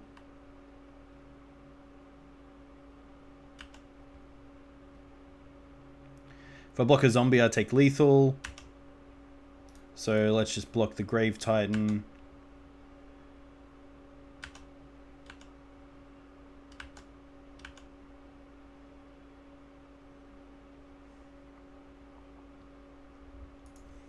And there's nothing I can do. I'd rather not show them anything else that I have in the deck. So let's just go straight back. Again, I wouldn't change anything here. I'm on the play, which is great. So let's just submit this deck list. If that was their play, maybe the Mirren's a little bit better just for buying time. And maybe I can drop down to 3 Thalias on the play. Let's go with this. Yeah, Force of Will was really rough. Did not expect him to have it, but I mean, I've definitely had hands where I pretty much had it all, so it's nice to take it when you can give it. So 1-1 and playing for 4-1. So there's definitely prizes on the line, but feeling good on the play, which is really nice.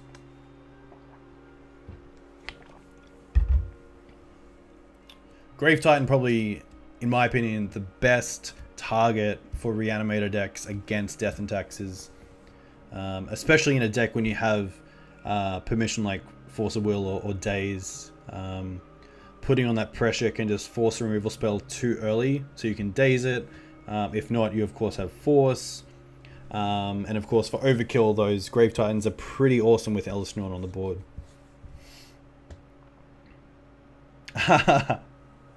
A Noble Steed, I beg to differ. I've played games against you where you have nearly emptied your hand with a Molten Vortex on board.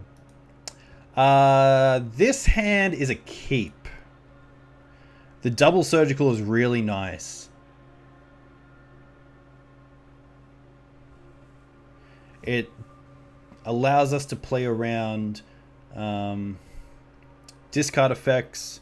We have a turn 2 Thalia, which is really nice. Which does, of course, turn off surgical. So if things pan out the way that I don't want it to happen, a turn 2 Revoker might just be better.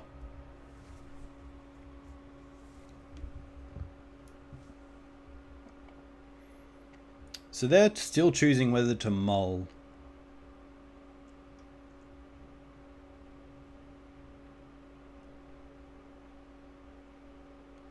So we'll play our planes and pass turn.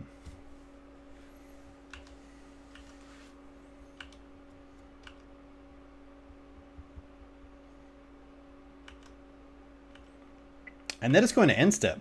So they're just discarding.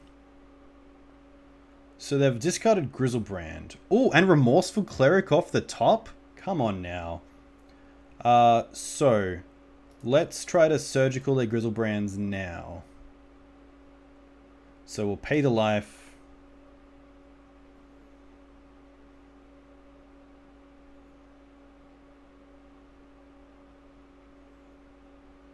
We get a look at their hand as well, which is quite nice.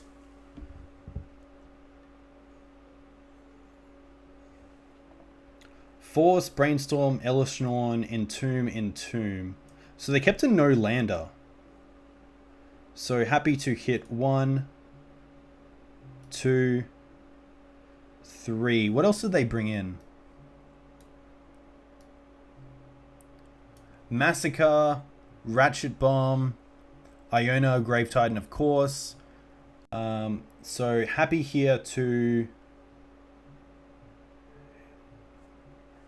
probably force the Force.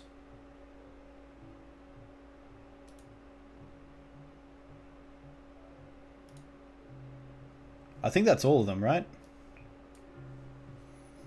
I only had 3. I'm just making sure that I hit them all. which I did. Reanimate, Pithing Needle, Elvish Norn, Entomb. Okay.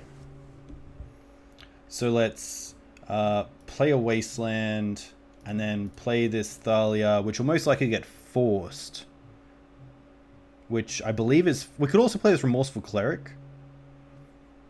I think Cleric's best. I'd rather them force this than the Thalia.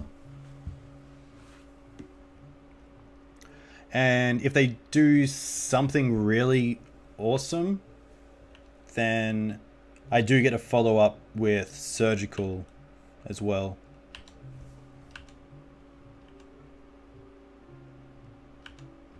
No land. Okay. So I believe this is just where we slam Thalia. Pithing Needle, Entomb, Elvish Norn. Another Thalia.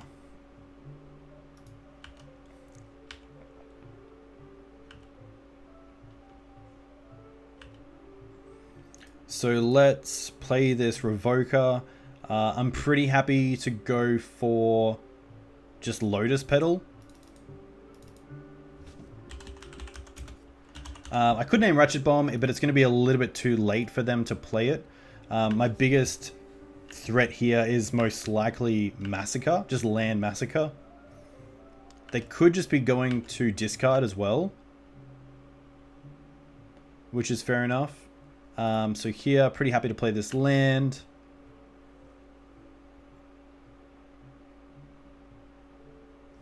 And that's it. Nice. So we get the 4-1, which is nice. That game against Grixis was pretty rough, but they played really well, so of course you can't win them all. But yeah, so we ended up beating Grixis, I assume, losing to Grixis, beat Blue-White Stoneblade, Blue-Red Wizards, and Blue-Black Reanimator, which is a good feeling, really good feeling. But let's open up these little boxy boys and see what we get. Molten Rain, Legacy All-Star. That's a great pickup. 30 magic points, that's great. And an Arid Mesa. This is good. Yeah, the deck's feeling really good. The one thing that I did find that game is that I did just have a lot of 7s with like double Wasteland or 1 land. So there is always that thought of going up to 24 lands, but it's just so hard to actually cut a card. There's just not really anything that I want to cut.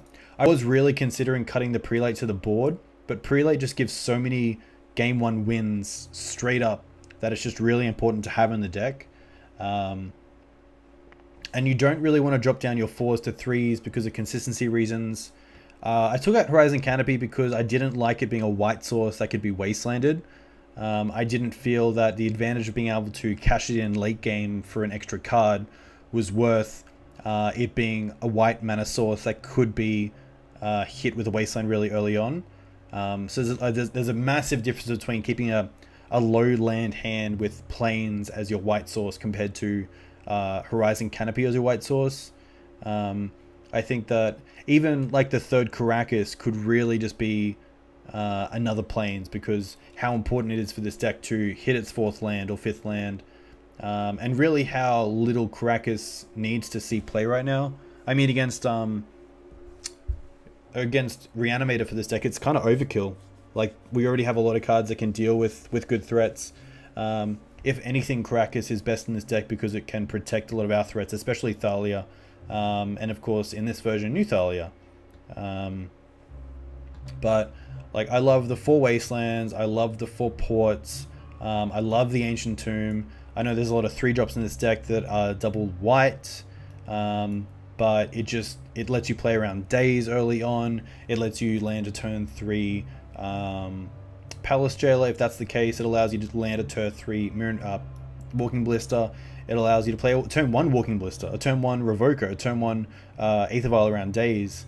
It allows you to play like a turn 1 Mum, turn 2 Stoneforge, get Jitte, next turn play the Jitte, equip the Jitte, and swing, putting you sort of a turn ahead from sort of the fair matchups. But yeah, it's just a case of like a 24th land I'd be more than happy to have, even if it's like a Mishra's Factory, because it kind of takes a slot of both a creature and a land.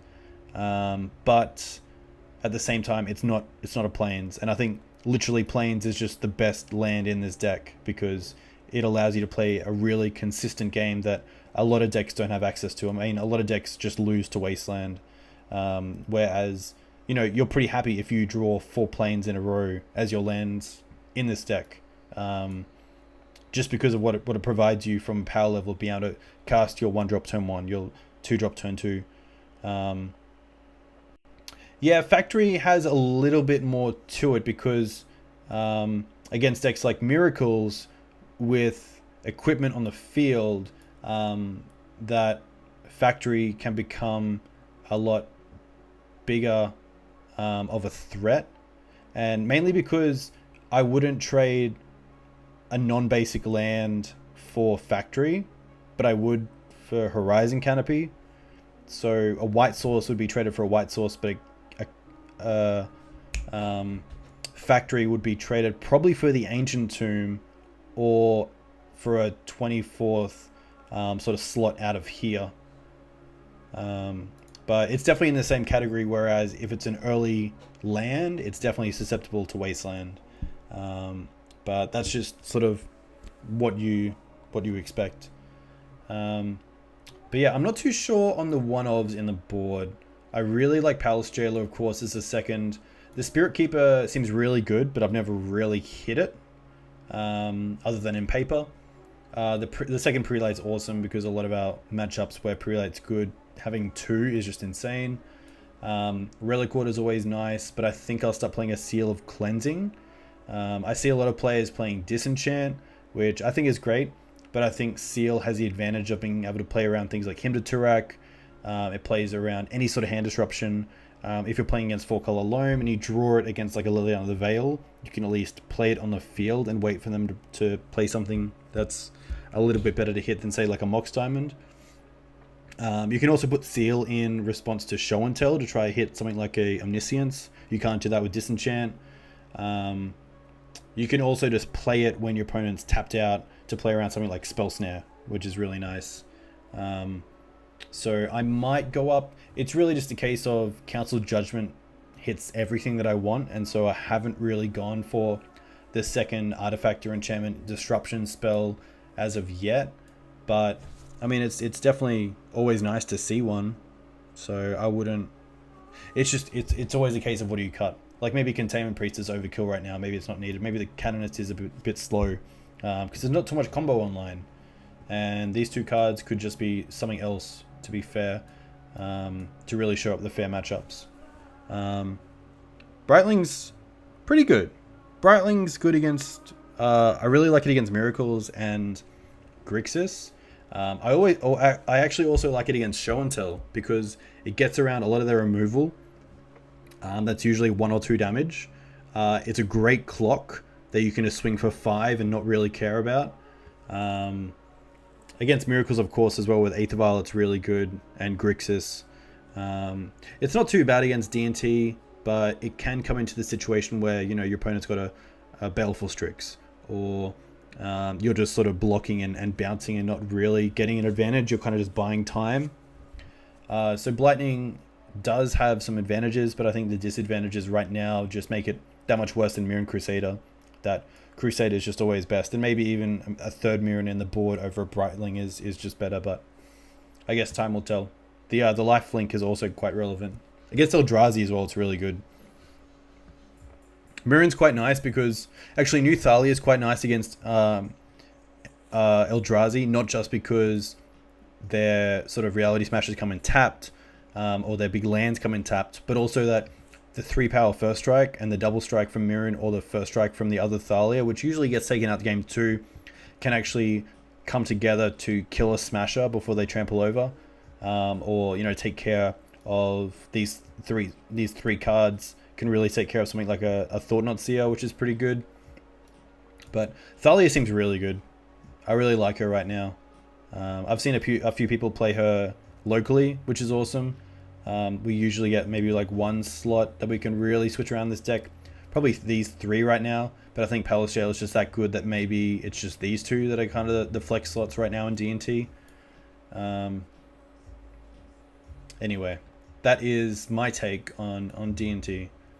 I really like the Holy Light. Just having it there is nice. You don't really draw it that much because it's a one-of that can't be recruited for, of course. But it's really nice just to have as a one-of that you know that in the matches you need it, you could draw it. So let's open up another chest, and we get yes, Golgari Guildgate.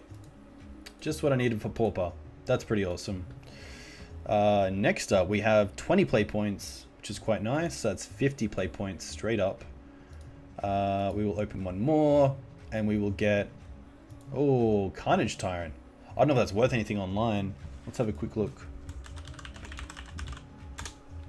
I think it's a pretty good card on paper right now in Standard. Carnage Tyrant. Oh, it's $20 online. That's sweet. That's pretty awesome. Lastly, we have three more. Eternal Scourge, great card. Eternal Scourge, actually a card that I really wanted to try out in D&T. Because it can't be recruited for. That was why I didn't really go ahead with testing. But I think it's an Eternal Scourge type deck for D&T would be very cool. You don't see too many decks like that these days. Arcanus the something, sadly. And last one that we will open is a Mass Calcify. Nice. 9, that's pretty sweet.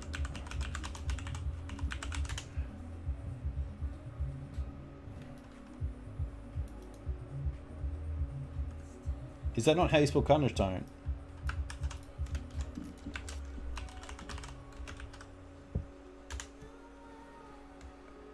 There we go. 20 ticks. That's pretty good. So that's me. That's Dukes on Twitch. 4-1. Pretty happy. 5-0 would have been great, but I think I actually learned a lot from that Grixis matchup. So I'm pretty happy to go 4-1. Not too much else I would change in the deck. If you guys did like these games and you haven't followed, please feel free to follow if you do like this content. We do have some giveaways, as you can see at the bottom of the stream. If you're streaming in from Brisbane, then hopefully I'll see you on Saturday at the Brisbane Eternal, which is the Legacy Legends event, which is probably Brisbane's biggest Legacy event of the year, I'd like to say. I know we had some really good numbers last year. We'll have to see how good we hit them this year. But it would be great to see a lot of the local players come out for it. Yeah, that's me. A big thanks again to MTG Mate for giving me the Dukes code to give away. So if you are, of course, wanting some singles in Australia, you can go through mtgmate.com.au to get 5% off your cards. Sorry, not order. 5% off your cards. And yeah, support a local store, of course. But this has been Dukes on Twitch. Thank you again to the regulars for streaming in, for coming into the stream. You guys are awesome. Again, a big shout out to Chris for winning the last giveaway of the Stoneforge Mystic at 175 followers. The next being the Judge Foil Bribery at 200. Yeah. See you guys around. Thanks again, and we'll speak soon. Cheers.